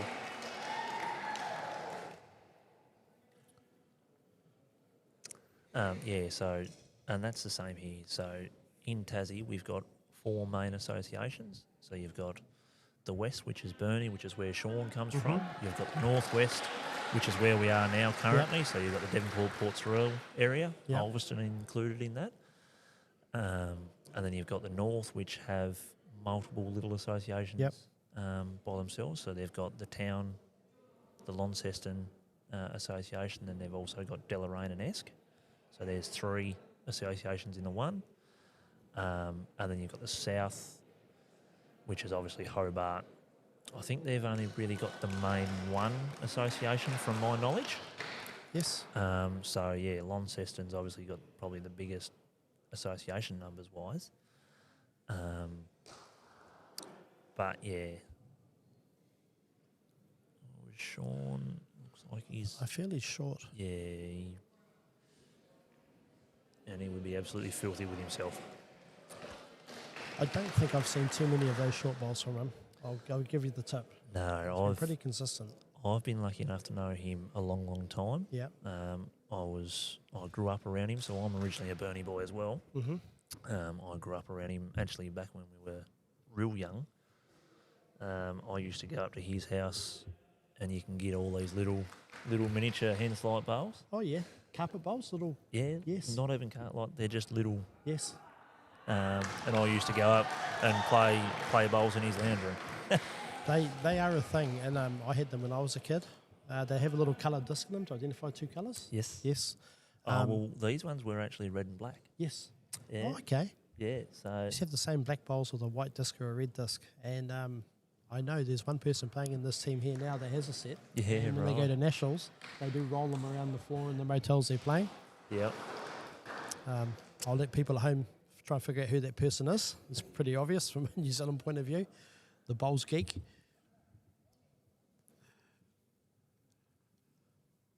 Am I allowed to have a stab at this? Of course. Go for it. Now, I haven't met any of the Kiwi side at all, Okay. but I'm just going by vibes. I'm just going to say Alex. Yeah, 100%. Really? Yeah. Alex is a living encyclopedia of everything that is a bowl. Yeah. And that's how exactly I passed high school. Just guessed me way through. Oh, he's a fantastic kid. I've known Alex since he was a young fella, and been involved in teams with him for a long time. Yeah. And there's nobody more bowl-centric than Alex. He lives and breathes it. He works for Bowls New Zealand, so he's employee of Outdoor Bowls. Yes. Yep. Does our commentary back home, international commentary. He was here recently for the World, I think, Champs doing the international commentary in Australia. Yeah. So I wonder if he even brings the carpet bowls when he comes away. Oh, I reckon he would have done, Yeah, surely. yeah. Surely. Anyway, getting back to more important things, Daniel's wondering how we can stop Cole drawing that bowl down into the yellow. So he's probably looking forehand, I think. I mean, it's not even the worst result here if he plays his backhand and sort of draws the black itself and just locks it in even more. Like, it's another one. And if he happens to draw the jack to the yellow, like, Yeah. you'd much rather you do it Yeah, than Kyle. and that's the school of thought. I would probably consider forehand, just draw down, Yeah. get on the jack, but you can hide it on the backhand. Yeah, exactly. Whatever they've- happens, though, Kyle has a shot either hand, Yeah. the one that's left behind. Yeah, exactly. So you just got to weigh it up and what's going to work better for you. And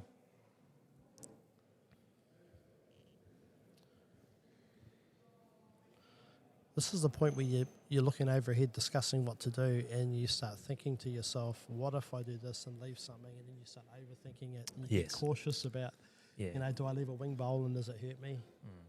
But I think, especially when you're playing at this level, like, you've got to do something. Like, you can't, like, even if you do leave a wing bowl, like, so be it. You've just got to trust yourself to try and get whatever you're after. And if it goes wrong, it goes wrong, so be it. But you can't leave, skips especially, 2 cracks at the same bowl. I tell you, never a truer word spoken. Watching some of these other events this weekend, the amount of times that an Ogilvy or a Thomas or somebody has just got down and played the shot, and as an opposition, you just go nod your head and go, wow. Yeah, exactly. Well, we seen It it happens on over and over again. Yeah, I seen it Thursday afternoon. The mixed pairs that was live streamed Oh, yes. when Simon drew the shot twice to draw On the last end. Yeah, on the last end. Like, and Tony did the exact same thing. Yes. He both skips drew the shot with their last 2 bowls. Yep. And Last night, probably after the cameras finished, there was the men's 8-ball pairs, and Mat 3, I think it was. And Nathan Trow with his last 2 drew 2 dead set on the bowls that were on the jack on the back of the mat for 3, and he needed 4 to draw, and got a little shave with his 4th one. And it lost the game that both teams had a right to say they played well enough to win. Oh, absolutely. You got to pat yourself on the back and go, man, I did the best I could. And in that game again, Ian Ogilvy played beautiful. He'd probably like to see the back of Marcus. I think Marcus has been a pain for him in the singles. Yeah, I seen him Thursday morning in the singles and that game, and oh my Lord, Marcus was an absolute demon. Pest. Just Yeah. Yeah. And not very many people can say they've done that to the great Ian Ogilvy. Yes. I watched him last year when I think if there were raffles, he'd have won those too. It was just unstoppable. Sorry, I'm just trying to multitask here and change the score on the live feed. Clearly, I don't do well at multitasking. I think that just might be a male thing. Yeah. Right, I think we should run through some scores. What do you reckon? Yeah, why not? Righto. Seems like that time to do it. Right, in Mat 1, Marcus Trillin, who we've just been talking about, playing Simon Zaporosek. After 13 ends, New Zealand lead that one 14-9. Mat 2, we have the mixed 8-bowl pairs, and after 9 ends, Australia lead that one 10 points to 7. On Mat 3, Mat 3, we have the men's 8-bowl pairs, and after 5 ends, the score is 11-6 to Australia. I figure that one's had kills, it has to. And just as we say that, Simon's just played a stand-up. Stand-up, not as quick as I've seen him let a stand-up bowl go. I don't think he goes at warp speed on his stand-up. A couple of the other boys here will do, but he's certainly not slow at it. Where do we get to? The ladies' triples. Yes, the ladies' triples. Great turnaround from the Kiwi girls after losing the first 2. They are 17-6 ahead, played 12. The ladies' 8-bowl pairs after 9 ends, Australia lead 7-6. So there's a lot of games in the balance there. Absolutely. Yeah. Which you'd sort of expect at this level. It just goes to show how things can move and be so fleeting. Like this match we're watching in front of us now, what was the score yesterday? 30-4? Or something stupid I did like hear that. Yeah. And yet, here we are, another close game. Exactly. Sometimes the scoreboard pressure, right? You get ahead and you can stay ahead. Yeah, but then also you can, not very often, but you can get complacent as well. And then all of a sudden the game changes like the game has this one here that we're watching. How, like the Australians got the better of the heads early, but couldn't quite get the score on the board that Yeah, you got to capitalise, that- eh? yeah, that that's a great bowl by was Paul. deserving, sort of like it just had that feel to it, didn't it? But now all of a sudden the heads have tightened up, the game has changed completely, and the Kiwis have turned that around. So I think there's probably a little bit more. Obviously, the heads, the jacks moved. There's a little bit. You're not letting the head build up and get into trouble. You can see the jacks somewhere. You then move it, try and take it away from trouble. yeah, It's also a hard game to play because if you start missing, you don't move it, you end up getting in trouble, right? exactly. And then the ability to draw the shot when you're down, like Paul just did, and I'm sure Kyle will be close here with this one to change the head again. He's able to play with a little bit more weight. He's searching. Might get a slide here. Oh well, Oh, there we go. Back home, they'd call that a weasel. Those of us Yeah. from Ashburton. I call that beautiful weight. It's called giving yourself a chance. Exactly. If you miss wide, you get nothing. Yeah, It's a legit option, you know. yeah, and You miss where you can miss. exactly. I think Daniel will be looking here just to sit through those yellows and I mean, he's replace the shot pole. yeah. All he's got to do is just play the right weight. Yeah. If he happens to hoop onto the front yellow, then the jack's going to move, and he's got a back one, or he gets the desired result. Will the jack move? But he's still it's got a probably bullet just- to come. So He'll probably be a little bit annoyed with himself for underweighting Yeah. it. I think Kyle's got to run the risk here. He's just got to draw the split. Oh, Split of the yellows, 100%. ultimately lay the inside one down. Even the outside one down and he stays exactly. on the front of jack. Yeah, exactly.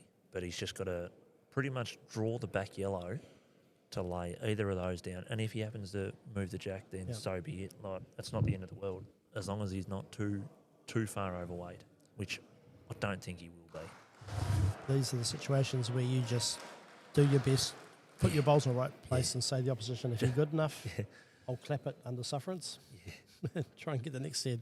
Or just do what I do and let it go and hope. Passing line.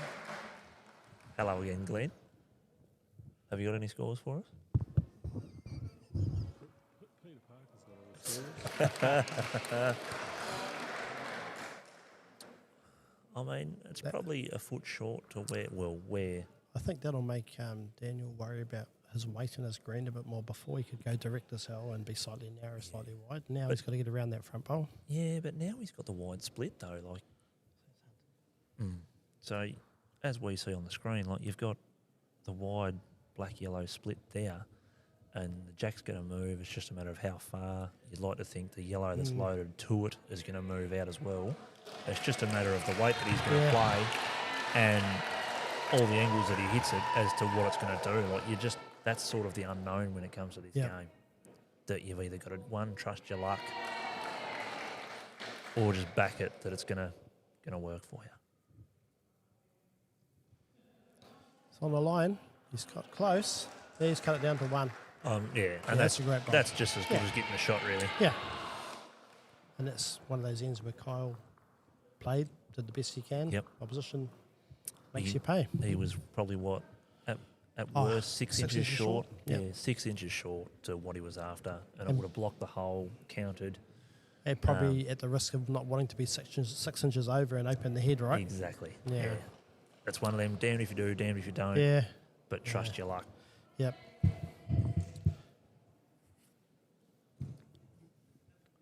So we got a Dwayne Theobald talking to you, Oh, Jason. yes. From the Thames Valley. How you doing, Jason? I'm loving Australia. Got to say, I've had a hell of a time. Did some sightseeing in the CBD and alike in Melbourne, and went to the NRL game.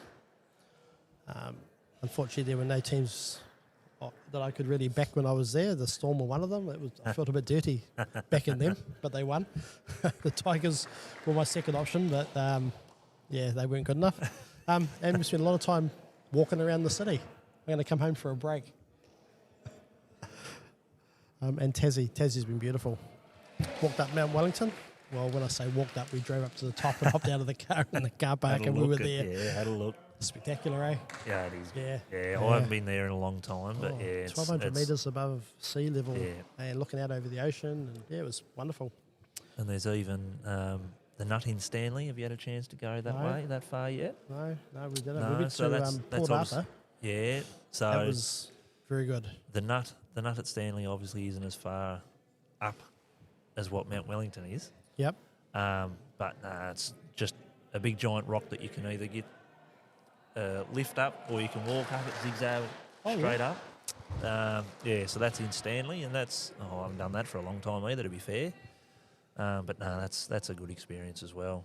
Right on the coastline, you can see the whole way along the coast. And I think looking at this head build, this is another one where Paul has to put one close. so when do you head back, Jason? I fly back from Devonport to Melbourne tomorrow morning. I think we're about 10 o'clock. And then Melbourne to Auckland, get home in AM on Monday morning. We've got a hell of a day. Yeah, right. Yeah. I kind of figured, what's the chances that somebody from where I live would come to Tasmania? Yeah, you'd go to Sydney, Melbourne, whatever. So one is the excuse of the bowls being here.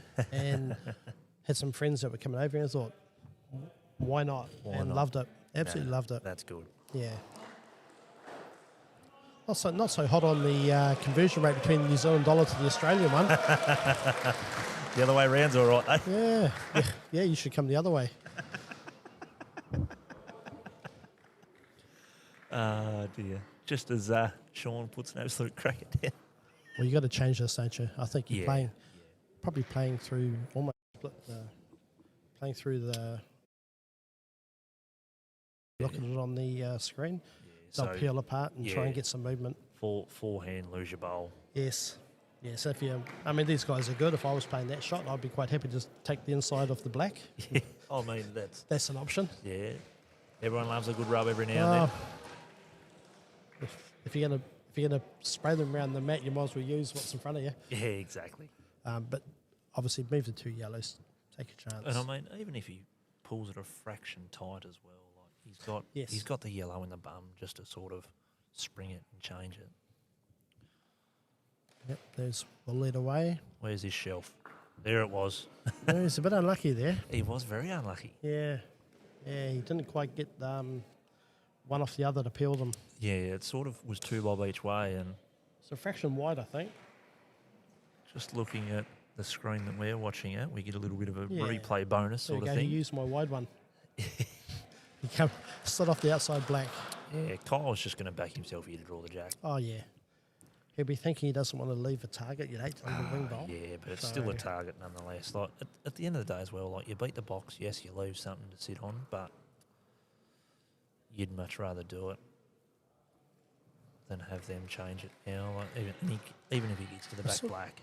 I sort of feel this is the time to cover the back, not put too much more in the head, and just say to the opposition, if you're good enough to draw it, chances he leaves 2 bowls close together, and Daniel's having a wind-up, which you might find now. I think that bowl there being hit.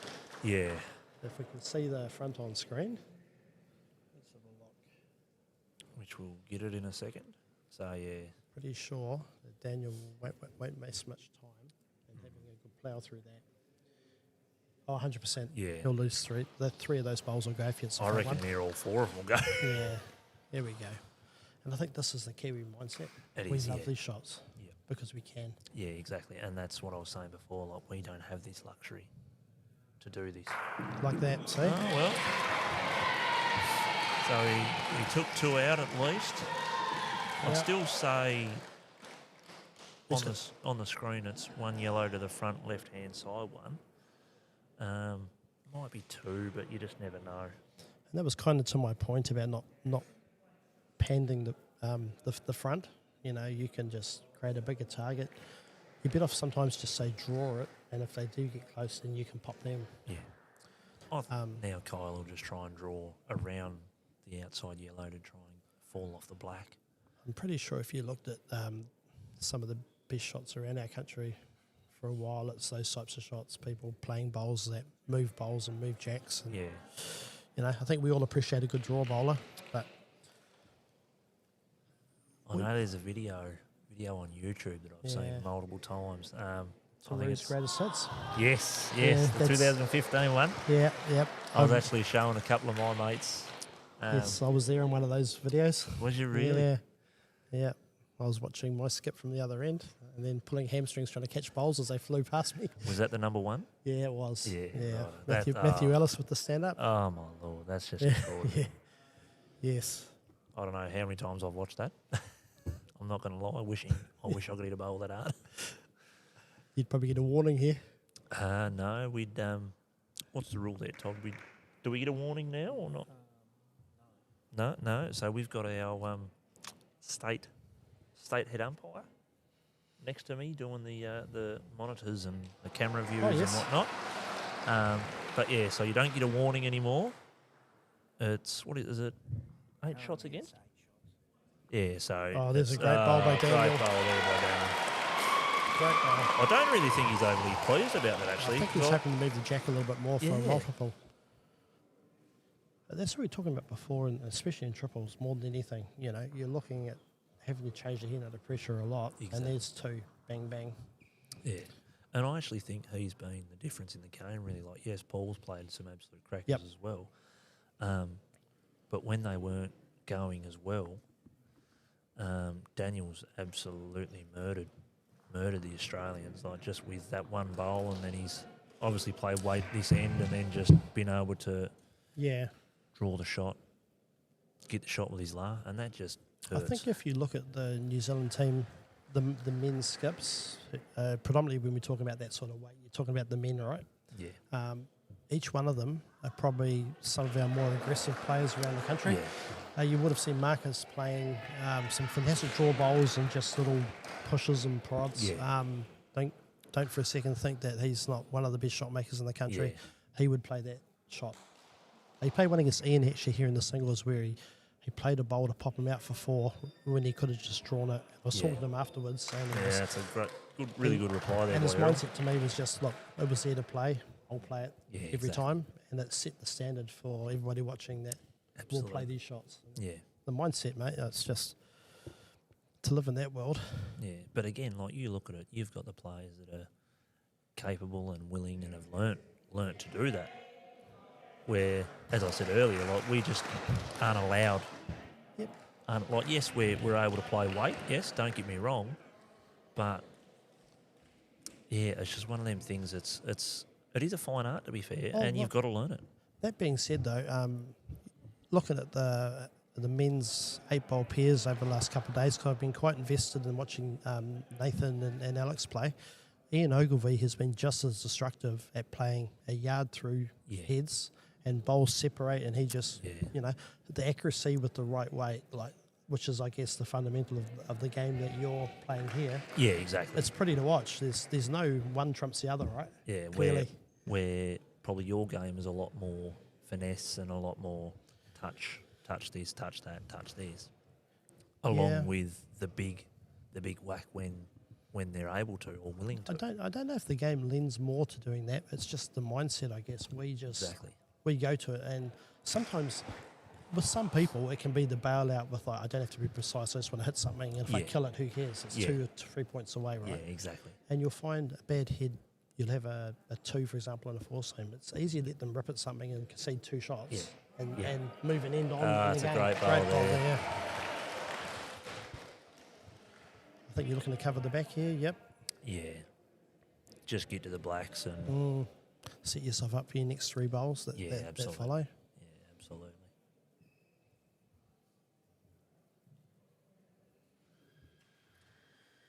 If he's around that front yellow, he's just not quite around it. But again, that sort of sets something up. Like it does, because the yellows will pop off the black. The yellows pop it off, and if he gets if he gets a touch wide with the right weight, he'll get to the back blacks anyway. So even this mentality here, I think Daniel's taking a risk that Paul draws through the gap. If he's tight, the yellow pops the black, but he's got a bowl in the middle of the head. So, but with the right weight as well, like it's not going to do much damage. Like, there are times you just can't be scared to give the shot away. Exactly. And I think that's, even at national level, there's a lot of people and a lot of players that are actually scared to lose one to gain 2 or 3. Yeah. Yeah. And that's probably another mindset thing from the Kiwis too, because they understand if you go for it, it will go against you from time to time. Yeah. But I watched Simon Thomas in the mixed fours yesterday firsthand play a bowl. edge of a bowl to get the bowl square to push the 2 Aussie bowls out of the head for 5. If he's slightly wrong and he gets a kill, oh well. So be it. And So that's be it. just the mentality. Yeah. That's the confidence too. Yeah, exactly. Like, most people are sort of knees knocking going, oh, I don't want to give it away. I'd rather take the 1 or 2 that I Yep. have or Yep. go 1 down. And I'm sure on the other foot, the Aussies would play the same shots. Because I'm not for a second saying I haven't seen Kyle or Ian and these guys play weighted ahead and get a result because they've been very good themselves. And that's a really good bowl there by Sean as well. Like Yeah. he had the right weight. If he had have swung on to the yellow, black, it would have popped the black clean out. Or if he got wide, which he did, he sat the back blacks, and then all of a sudden now, kind of thing, they're almost driving the bus. Like they've got 2 cracks at popping the black, depending on what Daniel does here. But I think Daniel will be sort of trying to play the same sort of thing. Yeah. Like just try and draw the hole, draw Is the it- front yellows just to change a few angles. There's a and just danger here if he doesn't get another one in there, that Kyle will pop him off and he'll exactly, be a few down. exactly. So it looks to me he's going to play the open hand and put one on the forehand. He is. Yep. I mean, It makes sense. if he gets around the black and draws Sean's last bowl, He could lock himself in. I mean, yeah, exactly. And the kitty, oh no, Gee, he's well, he's playing it. playing a bit more weight. He He's has. trying to move the jack. There we go. And that's that mindset again. He pops it out. Kyle can only draw 2 from here. Yep. But then also, Daniel's got 1 bullet to come as well. That's so right. You're just going to trust yourself to get the shot back if they get it. Yeah. Rather than risking being Yeah, popped and- off. And you're that's also multiple down. yeah, that's also showing the confidence in yourself, saying, "Righto, then I've done it. Show us what you've got." Yeah.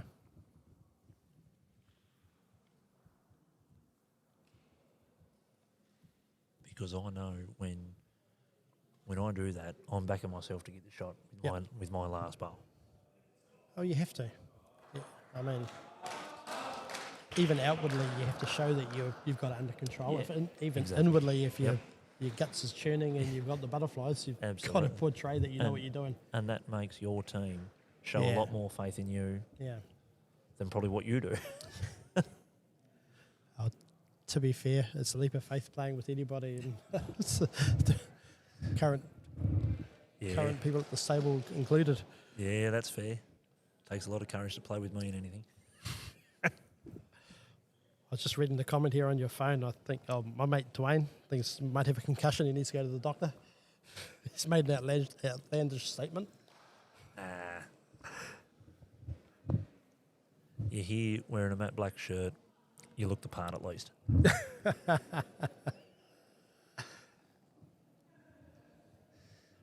If you don't, Got to say, New Zealand team look better this year. I do really the like black their shirt. pants and the shirt are Yeah. pretty good. That was one of the first things I said when I turned Yeah. up Thursday, because I vaguely remember last time it was just pretty much plain black, I believe. Had the blue in it too.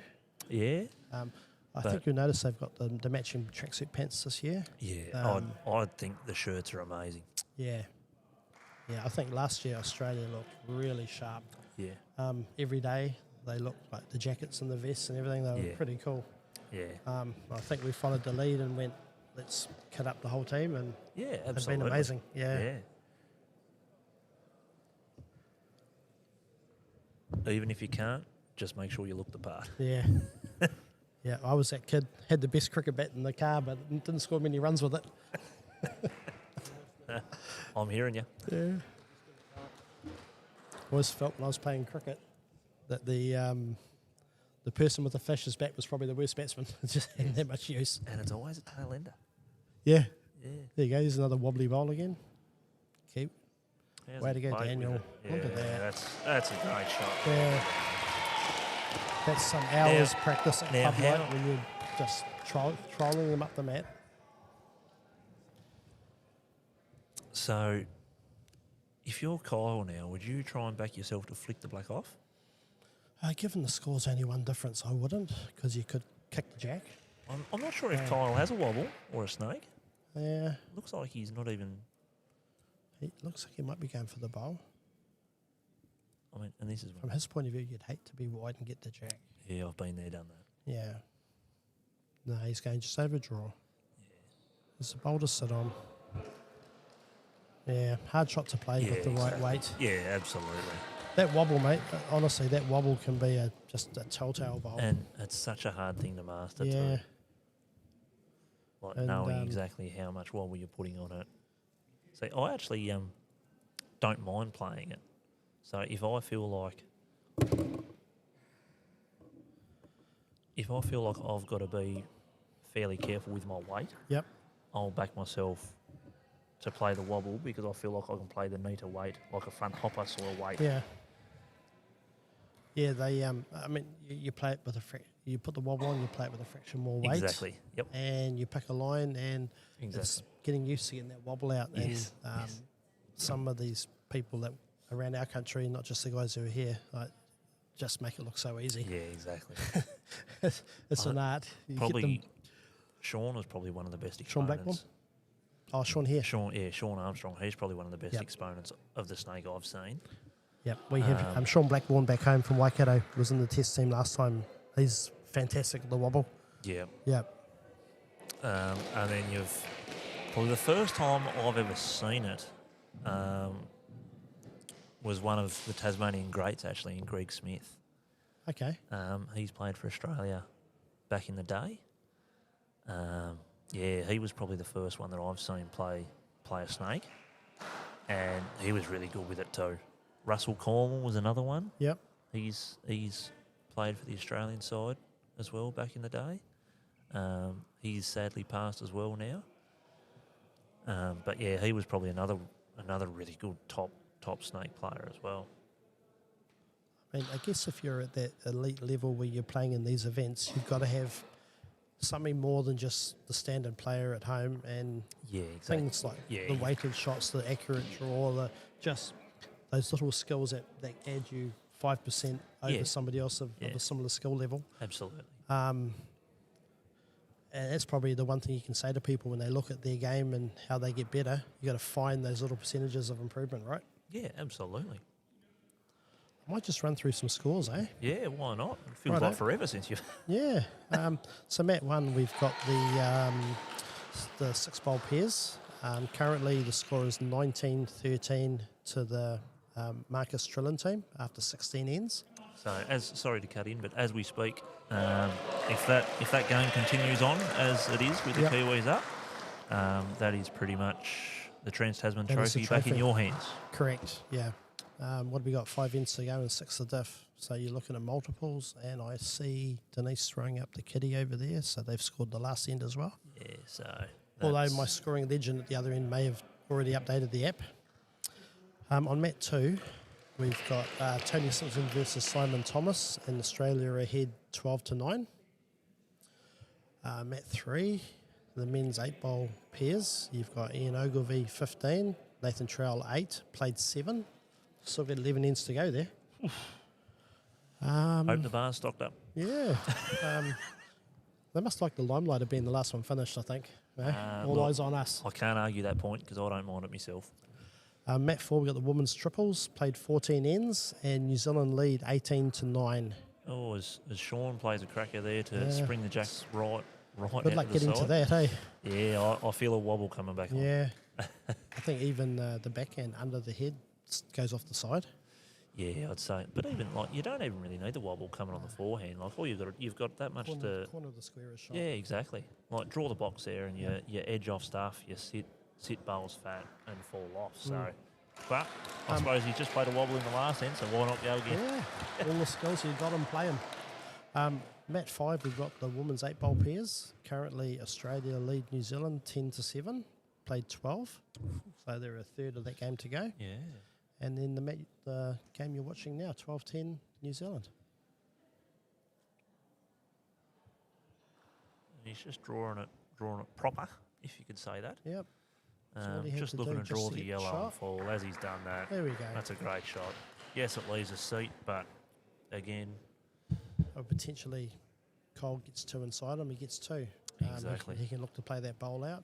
yeah, I mean, and it's not that. Oh, we say it's not that hard of a shot, but all you've got to have there is the right weight, and you either sit it and fall yourself, or you sit it up and over two full rolls, Yep. and you probably sit there for 2, maybe 3. Like I'm not entirely sure how far That's away where that you back see- yellow is. Cole playing inside of the box, give himself that late turn. Yeah, exactly. Oh, a hell of a good line here. Yeah, how's his Might be a weight? bit quick. Oh, not too bad though. It's a good sighter. Oh, absolutely. All he has to do is take a foot of weight off. Yeah. 6 inches gets him shot. Yeah. But even then, like, he had the right weight to sit the black up and over. Well, Daniel definitely needs to draw another one because Kyle could come in narrow, roll him out and sit there for 2, 3, maybe 4. Yeah, absolutely. I'm sure the Brains Trust will figure it out. I mean, here, I don't mind the wobble there now, because, like, especially having the confidence after he's just played at last end.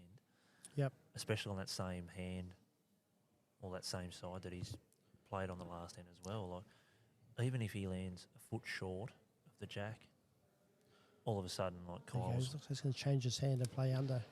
I he wonder if he's playing- going to play right around and try and get to 2 yellows at the back. Yeah, that's what I reckon he'll try and Yeah. do. I've seen him signal that was an option. Got to navigate those black bowls that are in the draw there, though.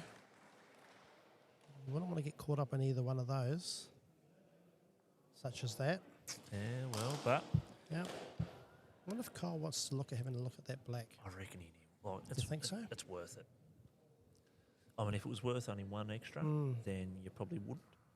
But you look at it from where we're sitting, you like to say if he gets it right, If he it's gets it worth 4 and stays there, he's got 4, I think. Yeah, and then all of a sudden, in the context of the game, that'll leave 2 up last Yep. end. Just do it. I mean, he's only 2 behind. If he Yeah. scores 1, you know, Exactly. and a safe one over playing the shot, I think he's looking for the bowl. So do I. Fair play, that's he's- probably the shot to Because play. he's moved over in the box, Yes. so he can. He's close. Might Is be a he bit close? high, I think. Yeah, a bit that's high. all Yeah. stiff.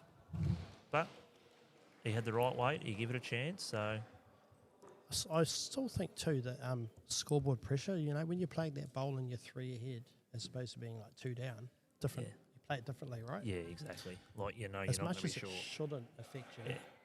you're thinking, I have to get it. Yep.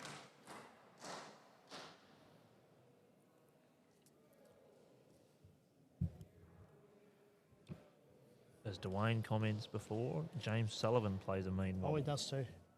Yep. James, he's got every shot in the book, include the one through the scoreboard. Hey, James. Enough said.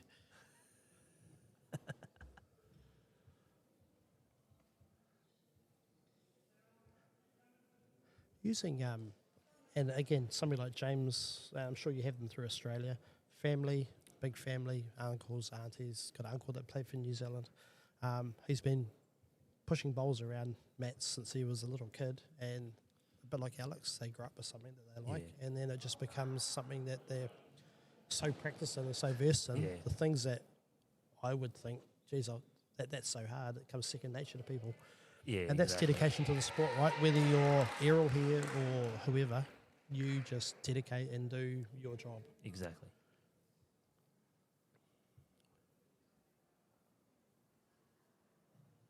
Actually, I was lucky enough, 2007, the test in Pukekohe. I see Chris over there, Dudman. Yeah, Duddy. Yeah, lucky enough to see Chris there and watch him play the singles. He was deadly. Yeah, so I sort of, when I first started playing, was sort of when Duddy was probably not prime Duddy, and that's probably a harsh thing of me to say, but he sort of was a year or 2 off Yep. giving indoor away. Yep. So he doesn't Um, play anymore at all? Oh, he does. Yeah. I'm not sure if he plays pennant, Right. but he filled in the state triples actually with Simon Zappa and Joe Simpson in their team That's an because average team. Tony was meant to be playing with them, but he had our outdoor champ of champ singles that he was good enough to win, and so Duddy was going to come out on the Sunday if they made it through to the Sunday in the Yep. semi-finals, and Tony was going to come back in.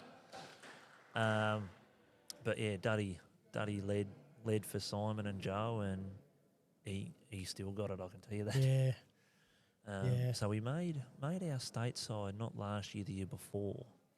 Okay. I believe. I can't remember if he won his way or not that year, but I think he led in the men's triples. Tell me if I'm wrong. I watched the BBL, the outdoor. Was he Yep. the manager of The Tridents? Tasman? Yes, Yes. yes. I saw him there. Yep. So he is our current. Oh, we've just been informed that's the Trident shirt that he's wearing. Oh, there we go. So he is our indoor bowl stateside manager when we go away for Okay. nationals. I Okay. think there was a little bit of a deal there done, from what I can gather, that he's put his hand up for 3 years, I believe, Yes. to be the manager. So I think last year was his first year in that tenure. I'm assuming this year as well. I don't know if that's gospel or not. I've probably let out Yep. a few secrets, but anyway. How's that again, though, for the power of media? Like, the BBL's on TV at home. Oh, Saw it, and you recognise people, and like Yeah. people get involved with these sports because they see and they hear these Yeah. guys play, or idiots like us ramble on about a few things. It's amazing too, the crossover between indoor and outdoor. yeah, it is. And there's a lot of people, especially in Tassie, I Yep. believe Queensland as well. There is a lot of people that actually do play both. Yep. So Tony is one of them, Joe's another. Okay, and Draffin. Anne Draffin as well. Sean's another one. He's been named in our state outdoor squad. Oh, I believe It's- Errol plays as well. we find back home, obviously we have our juniors, the 1 to 8s, and I started, 12, 13 years ago. Common comment we get from people from outdoors when indoor bowlers start playing and you can read ahead and you sort of have a fair idea what you're doing, is they don't think it's fair. Indoor bowlers translate to outdoor so well. Yeah, And we've got a few in our country that have played, like Terry Anderson, Black Signals and the like. There's Yeah. people, Dale Rayner, probably one of the best examples. yeah. Play for New Zealand in both. But I actually find, what's the way to say this? Outdoor bowls is completely different to indoor, obviously. Oh, yeah. For obvious reasons. But the game is different too. Like, it's a lot more. Whenever I play against someone that's played outdoor, that's new or whatnot, to indoor, like, I'm always confident because they try and play outdoor bowls, like outdoor shots on indoor, and it just, yes, Get it may stuck work on the sometimes. same hand trying to get around bowls. Yeah, it may work sometimes, Yeah, but it's not always going to work. yeah. And yeah, so Actually, they can sort of get stuck where indoor to outdoor is a little bit different Yes. from what I've, like, I don't play outdoor, but my sister Candice, so she's made a reserve in the Australian indoor side. I think she's played a singles game. Can't remember what year that was. I think it might have been near Invercargill. Oh, yeah. I believe. Dunedin. So they have an indoor stadium in Dunedin. Yeah, righto. So yeah, she was a reserve in the Australian side and got a gig in the singles. Okay. And she's transitioned to outdoor. She's currently living in Queensland, making Queensland sides, playing with the likes of Kelsey Cottrell and Yeah, there's so many and all ways them. to make a living playing Oh, outdoor. absolutely. Such a big sport. And I keep telling her that she just keeps playing in good teams. Yeah, I mean, I've got a sister too. I'd say the same. She'd never be good enough. She goes all right. Big bowl here in the context of the game. I assume he's at least 2 down, could be 3. Probably got to back yourself on the draw. He might be looking to play through and promote the yellow. That's complicated when you've got a black bowl that's probably, 3 or 4 inches from the yellows. It's a lot of space to Yeah. move a bowl. I mean, if you have the right weight there, like, you've got the tight option. You've got, as horrendous as this call is, you've got the front black on the line that gets the yellow and Yep, gets that's right. the closest yellow moving. All that's got to go is, a foot? Does Not it even go that. clean contact though? It might sort of shear off and get not a lot. Yeah, You might but, have to go the front black, yeah, but yellow. even if it goes up and over, like, that's enough a Two shot at the two end of the different day. weighted shots, eh? Or you've got the same sort of thing. You've got the split to force your way through there, or if you get wide. There you go. He's going forehand. He might even look to play through. Yeah, play through more directly. try and get yellow or sit through the black. It's got back bowls. Yeah, exactly. So there are options there. It's just sort of Big moment in the game, though. absolutely. He's not shy of a big moment though. It's Kyle. He's not far off either. That's a great bowl there by Kyle. That's a cracker. That's a very good bowl. Sean goes for the measures to measure for second shot. Great result. Well played. There's a bit of a sideways glance here between cousins. I reckon Kyle's gone, you've been doing enough all afternoon, so it's my turn. Yeah. Don't talk to me at Christmas. I'll never get laughed now. If you're lucky to get an invite. Yeah. It's only one. One to Australia. And that's another one, like, it's a shot worthy. Well, those are game changers because if he misses that and he drops 2 or 3, That's you're game over. 5 down. Yeah. You're playing a 6-bowl game. Yeah, it's game, or more or less game over at this level. But now all of a sudden it's 2 the difference on the last end.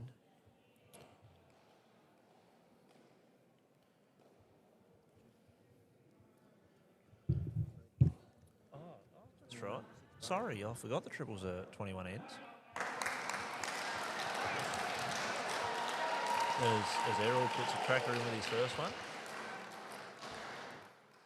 He's done that a lot over the weekend.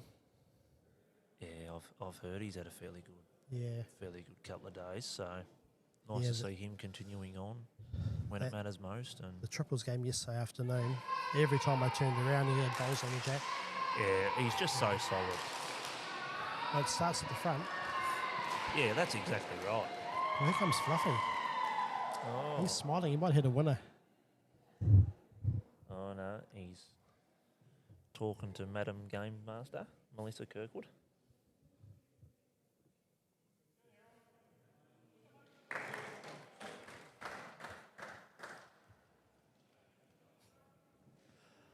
That's a great start by Errol. There's not a lot to Fantastic sit start on by there. Errol.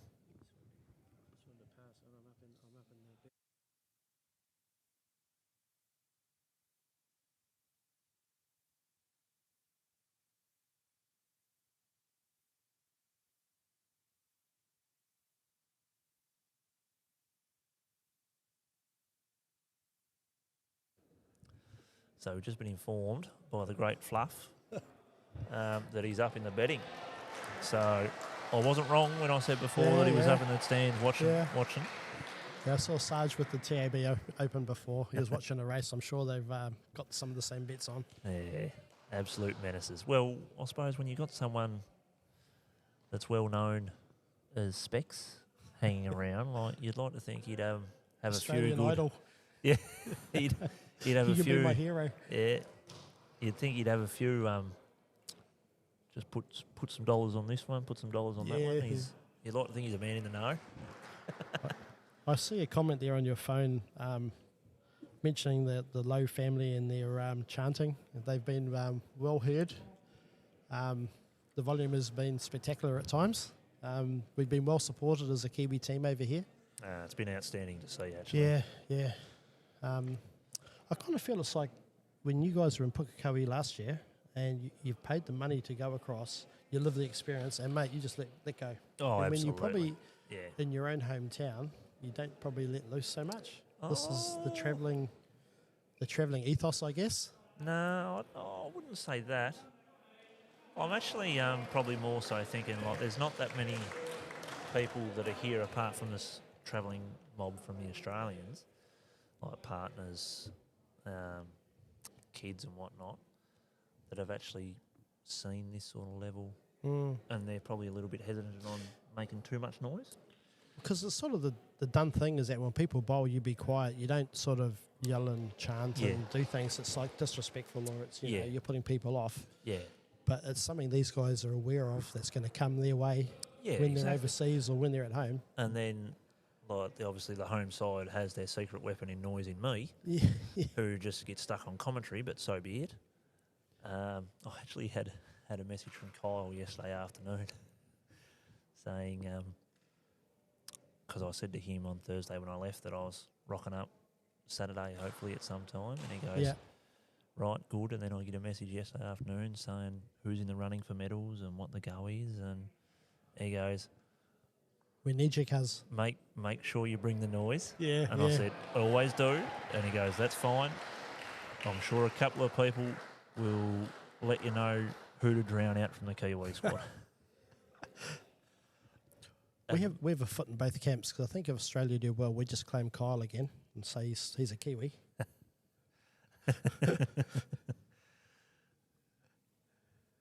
So just getting back to the bowls here. So we've got a neat little head for sort of both sides happening on this end. So you've got... I think there's pressure on Daniel here to actually draw to that black bowl, because Yeah. Kyle can sit through it and make a number. Absolutely. So- And they've both got fairly good back bowls that if anything goes awry, they can play weight to change it. Pretty sure he's trying to draw that split between the yellow and the black. And if he Even if happens- he sits on the front yellow and sits beside it and hides the black. I mean, even if he draws the jack as well, he's going to go with it, you'd think. Yeah, he's positive on the draw. That's fine. That's fine. He's taking out a lot of the big risk. And when I say positive on the draw, like that's sometimes a positive line. It's not so much just biffing it out wide and letting it arc back. Like you actually play with intent to actually arrive. Yeah, especially on these mats I've seen, they do hang that little bit with that little bit extra on. Actually, I was talking to somebody before, and they were one of the New Zealand players, and it's saying of just how different it is when you play with weight. They just one of the mats over there, big swing, one hand, but when you play with the weight, they don't actually turn a hell of a lot. Kyle looks close here for the black. He's probably got one. It's deserving of one, to be fair, but Yeah. now all of a sudden, excuse me, Daniel has a chance here. Oh, if he draws a split between two yellows and rocks the yellow, he moves it over. If he sits it clean, And even there's if no he's real, tight, yellow does nothing. There's no real downside for Daniel here. He's drawing to the box and Yeah. trying to sit the yellow.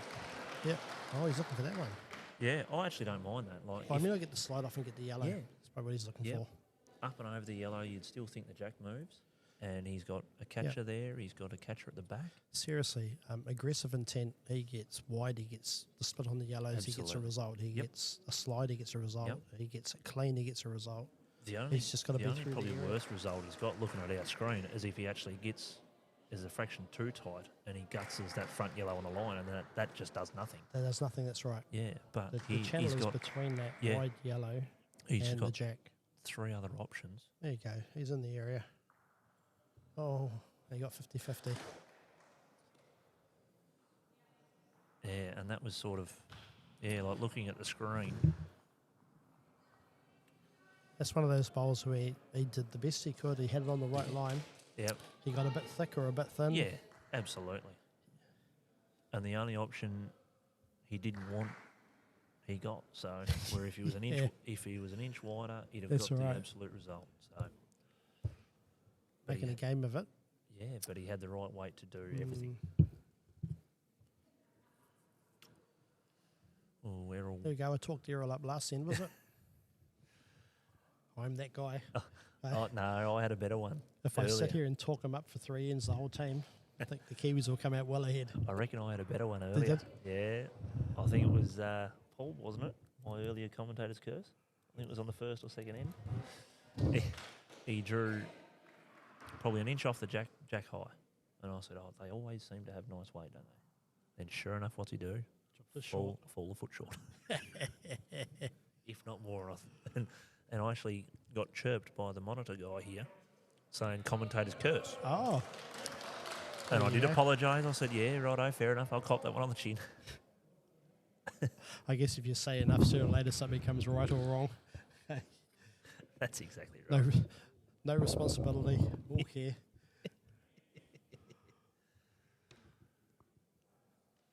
Gary's looking to be positive up here under the yellow for the shot yellow. And Jack he's got would it be great. on the, It's a it's a great bowl. great shot there by Gary. I think we spoke about that earlier. That game plan being positive, but you can't be missing. you've got to make your bowls useful, right? Exactly. Like, and a lot of it is just to have the right weight. Like, it's so easy to drop short on those. Coming from the Australian 30-foot mats, it is so easy to be... That's a great shot there by Yeah, Sean. very good there. Yeah, it's so easy to be too cute and just try and draw the jack all the time. Where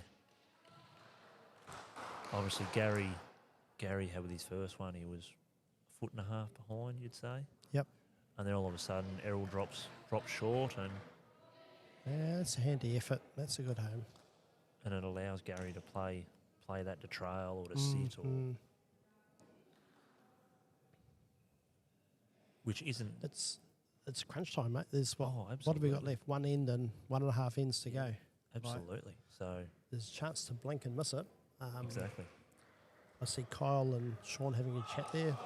They're probably saying, I think they'd be saying, pass is good, get to the black. Yeah. Don't drop on the head. Yeah. If you drop on the head, so be it. And he's awfully close to drawing another one. If he gets over, it's hard to go crook with that one. Yep. But I think, what would Daniel just play? Oh, I think he'd be looking to play through that last one and get just some change movement. change it, get movement. If he gets the inside of the last bowl, then it opens it up, and he's got a good wing bowl. And because the one issue when we dragged the jack earlier, you've got 4 bowls now sitting, what do you got, Yeah. a metre short, Yeah. some of them, and trying to find navigate a hole through those. Yeah. But again, it's trusting your teammates to do it as well. Like, yes, it's one thing to call it and play it and whatnot, but you're trusting your teammates with 4 bowls to come to be able to counteract whatever comes after that. So, And even to this point, even dropping a 1 here for New Zealand at this stage, you've got last bowl, last end. exactly. You don't want to be dropping a 2 or a 3. I think he may just say reach up to the yellow, and if he sits it clean, he's there on the head. If he chips it out the way, Yeah. Sort of middle of the box weight. Sort of take what happens. Yeah. Like, just don't be wide and miss everything. that's right. Be tight because you've got this. There you go. Great There ball. you go. That's a great shot. Sorry for the bias. you're I right. screamed everybody's ear off. You're right.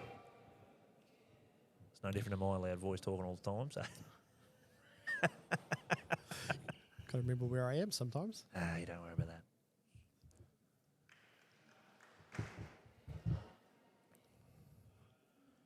Righto, Cuz, it's down to the 2 boys.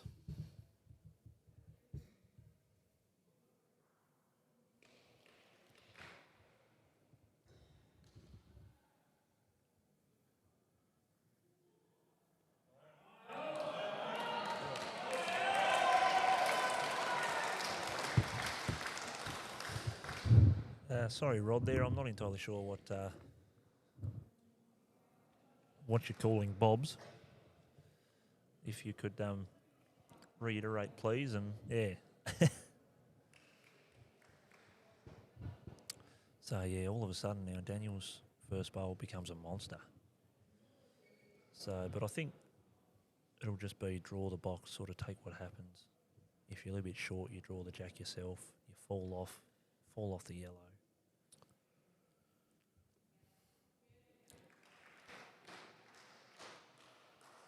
And he looks awfully close. That's a good line. It's a very good line. It's just That's got a to great run. ball. That's a great shot there, but just fell out, you'd say.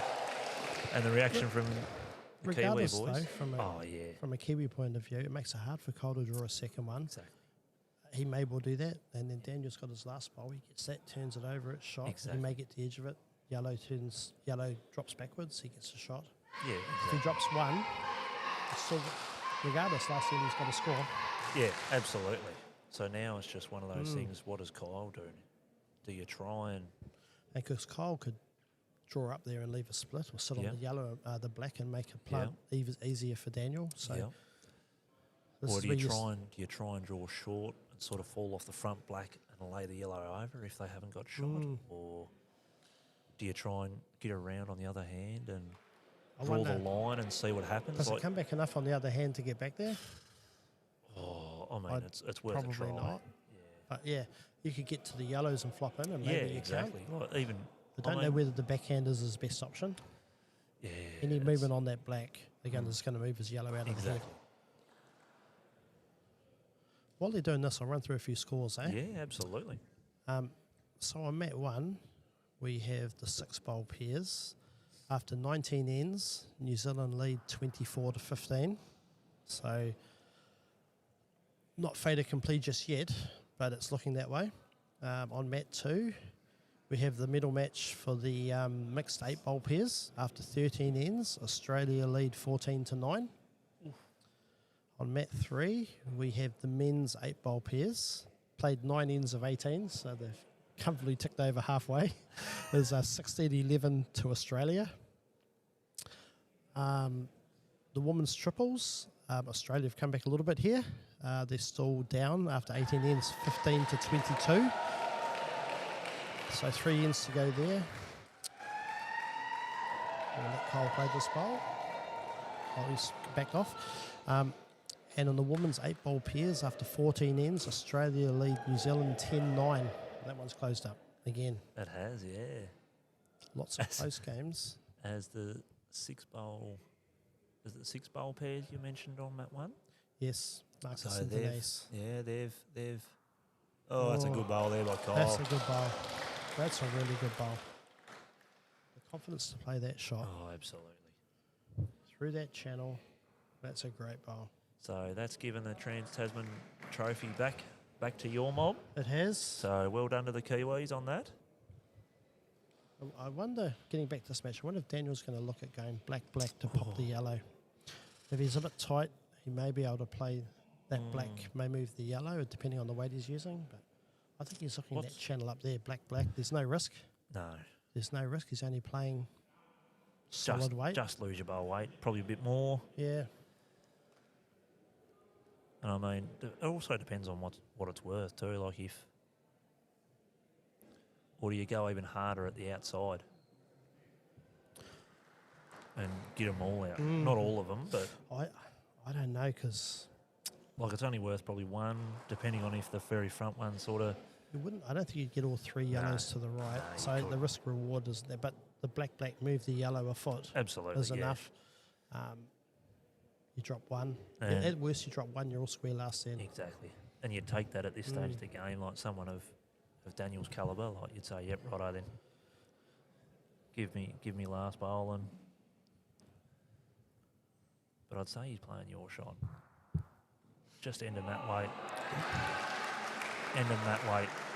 Through either of the I'm blacks. sure he'll be wide, preferably 'cause the he really inside. wants to get the inside edge of that black and chip it out of the head.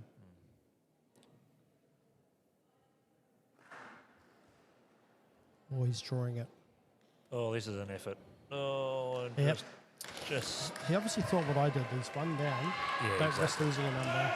You still have to win the last end, right? Yeah, absolutely. So I'm pretty confident that the Trillin game over there has ended because they were that far ahead. They didn't have to play the last end. Yeah. So So that, here we are. All square playing the last for the badge.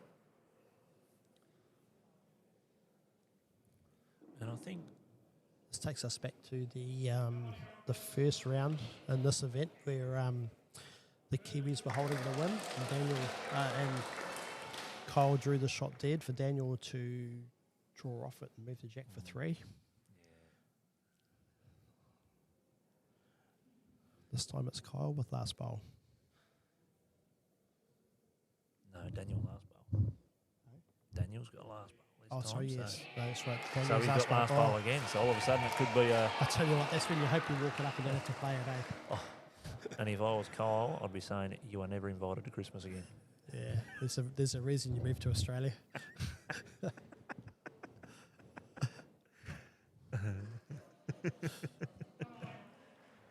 As Errol's awfully close here with his second one. Yeah, it's a great goal there by Errol.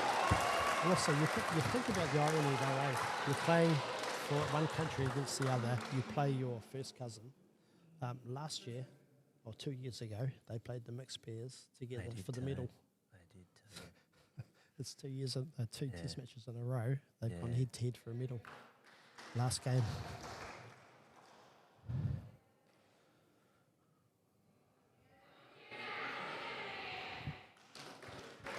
two good efforts there. Yeah, that's 4 really good bowls to be fair. Mm. Like, obviously, Nothing short, everything usable.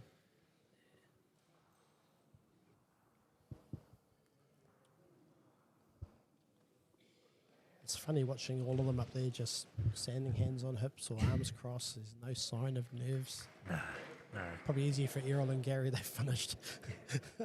Absolutely. But I mean, So over to you, boss. Errol's not grey for a reason, so he's been there, done that before. So I see him look over here laughing. Yeah. He may have heard. yeah, it's a good bowl there for sure. Leaves a bit of a shelf, but Does leave a landing, yep. yeah, but as Errol sort of giggles in the background. These are the shots that Paul's been playing well. He has been playing Yeah. really well. Just that sort of sit the pack sort of bowl.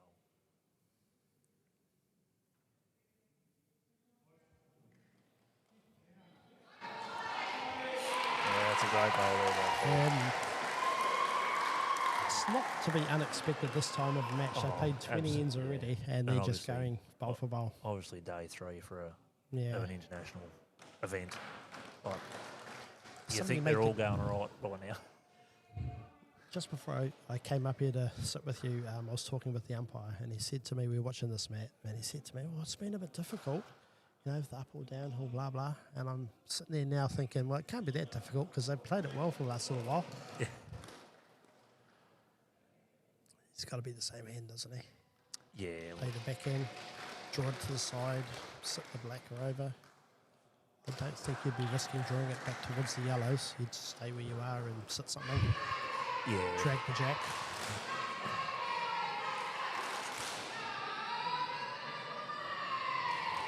I think this is just ultimate triples. Draw the jack every time. Yeah. Try and keep So, it.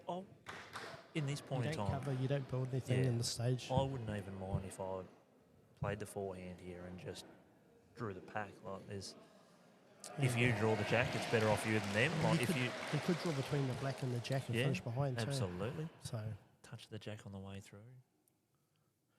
the only thing you don't want to do is back cut it.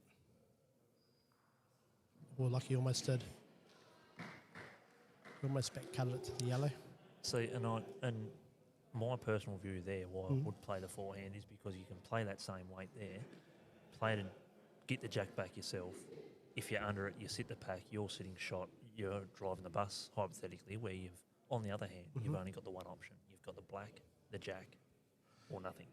I think, truth be told, he's probably looking for the inside of the black to get to the jack, movement. or click the jack and take it. Like Take clearly the eyes out of it completely. Yeah, he played the weight so that if he got a shelf, Absolutely. yeah. This is right up Kyle's wheelhouse to it draw is. close. It is just. He's been doing it all weekend. Yeah. Hard to think your whole three days come down to 2 bowls. Yeah.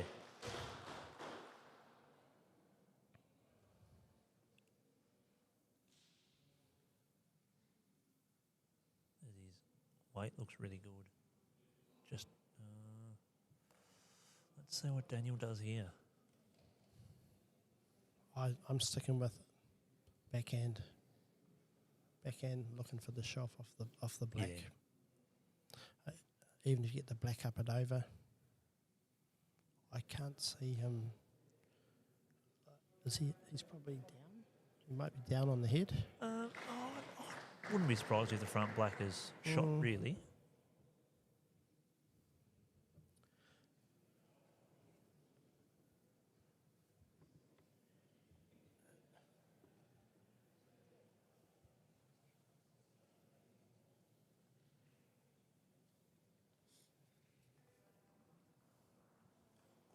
I mean, trying to get indication from people watching, and all we get is I don't know. Hate fence sitters. Should be a sturdy fence, that one.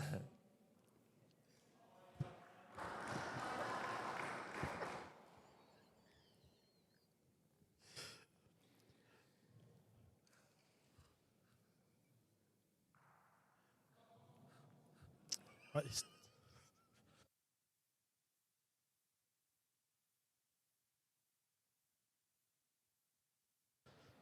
Oh, Lord. I'd I'd say from the look of that, he probably feels he's got it and he's just covering the back just in case. Yeah, I'd say so too. But Kyle doesn't have to change much. Like tighten it up a fraction from his last bowl. Any jack movement here is good. Like you run the risk of it going through the hole of the blacks, but any jack movement is okay here. Well, he can be tight as all hell and sit on the yellow, sit on the black and count. And I think that's the reason why Daniel's gone behind, because I think he feels that he needs to play something and he had nothing at the back as a bailout.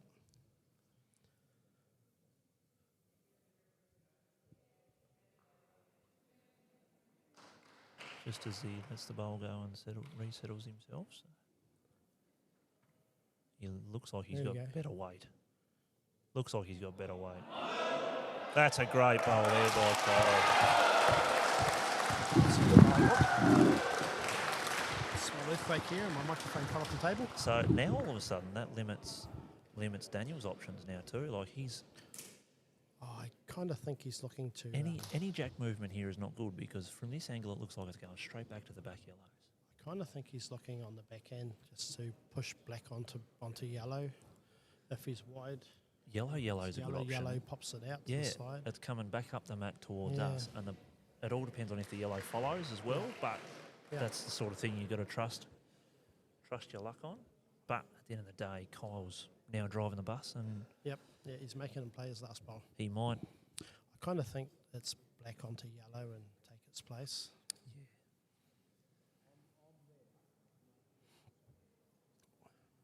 If you can see enough of the jack, maybe he plays it forehand, and then if he's slightly wide, maybe he squeezes the jack off the yellow and goes with it. Yeah, that's an option. With two yellow bowls catching at the back is no guarantee, right? But I do feel on the forehand, the black sits the yellow clean. Yeah. Unfortunately for Daniel, he's got the black behind the yellow, Yeah, which will locking it in. lock it. Yeah. So you've got to get it guts or nothing sort of thing, because you'd like to think with the momentum, if he hits it on the outside of the bowl, the bowl's going to keep going away from the split of the yellows. I wouldn't be surprised if he's going to play this with a little bit more than what we're talking about. And if he gets the bounce, so the black through the jack, and if the jack bounces off the yellow, I reckon it's near coming towards the open side of the mat. And if he gets a touch wide, you've got the yellow option, and the jack's coming up the mat anyway. So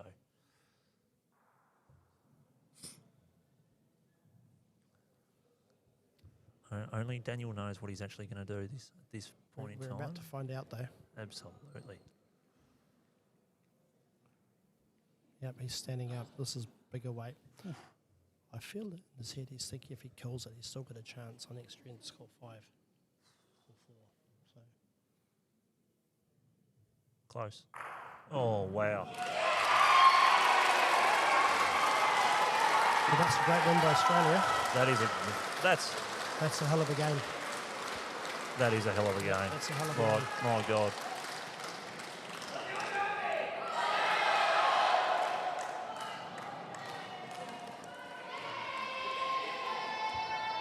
You just let the people finish yelling and enjoying the moment, as they should. But what a cracker of a game that was. Good game. Very good. Very good. And what a game to finish the live stream on. So yes. For all those that are wondering, the Trans-Tasman Trophy has been won with games still going. So New Zealand will be taking that home with them.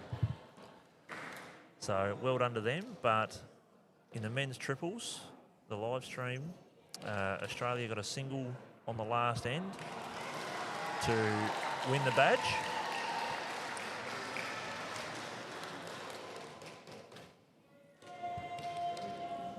I guess before we finish the broadcast, and I assume we're finishing now, is that true?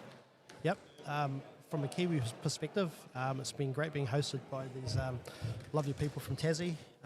The event's been so well run. Thanks to you guys here for everything you've done. I'm sure our viewers back in New Zealand will be appreciative of the feeds they've had. We're so lucky to live in an age where these things are available while you sit at home, right? Aren't we ever? None of these things happen without the support of your team and your helpers. So thank you to you guys, everybody involved. We'll be proud to take that trophy home. But I think the score, I think while it is deserved, I think it's also very flattering. There were a lot of close games, especially early. Yeah, They seem to all go absolutely. New Zealand's way, Yeah, absolutely. as they should. And I think the test has been hard fought, and it's definitely been fairly fought. And Fluffy's here to rub it in. I reckon he's got another win on the punt more so. That's what he's celebrating. But no, thank you, Jason, and obviously Kirky and all his mob for running the event has been outstanding from what I've been told and the people that I've been talking to. But yeah, Kirky always runs a very, very good and tight ship. So thank you very much to Anthony and his voluntary crew. Thank you very much for the viewers tuning in, watching, commenting. And yeah, thank you very much, Jason, for coming over, and well done to you and the Kiwi mob for taking the trophy home. Like, Oh, well, to be fair, I think a couple of years ago the budget was a bit lower and they were not wanting to spend any more money on trophy polish. I see we sent it over here. It's got a nice refurb. I see the bowl is now yellow. yes, You're on there, yes, so yes. you've done your job. You've looked after it. You've improved it. Now we'll take it back home where it belongs. But no, thank you very much. Again, congratulations to New Zealand and congratulations to the medal winners and the eventual medal winners, because I believe there's still some games still going. Obviously, there's the men's pairs still going, but I believe that event is run and won. The men's pairs, they'll have to speed up because I know they fly out tomorrow at about 10. Well, Do you want me to give a last score before we go yeah, off? why not have a last score Righto. while we're going? We've got like 3 games that are still running. Right, so Mat 1 was decided, which was the 6-bowl mixed pairs. Mat 2, which is a medal match, both teams are the win and the draw. Australia are ahead 22-10 after 15 ends, and that is the mixed 8-bowl pairs. Mat 3 is the men's 8-bowl pairs. Ian Ogilvie is 17, Nathan Trow 14 after 11, so 3 behind for New Zealand with, 7 ends to play. The ladies' triples, New Zealand have won that, 26-15 last end now, so that game's gone. That's a hell of a turnaround from the girls. Yeah, absolutely. Ladies' 8-bowl pairs, 14-9 Australia, played 15. Right. That was it. Awesome. Well, again, thank you very much, and thank you very much to everyone that was tuning in. That'll be all from us. I think the next time you'll see us on the live, we'll be down Hobart for the state fours. So that'll be next weekend, next Sunday. So keep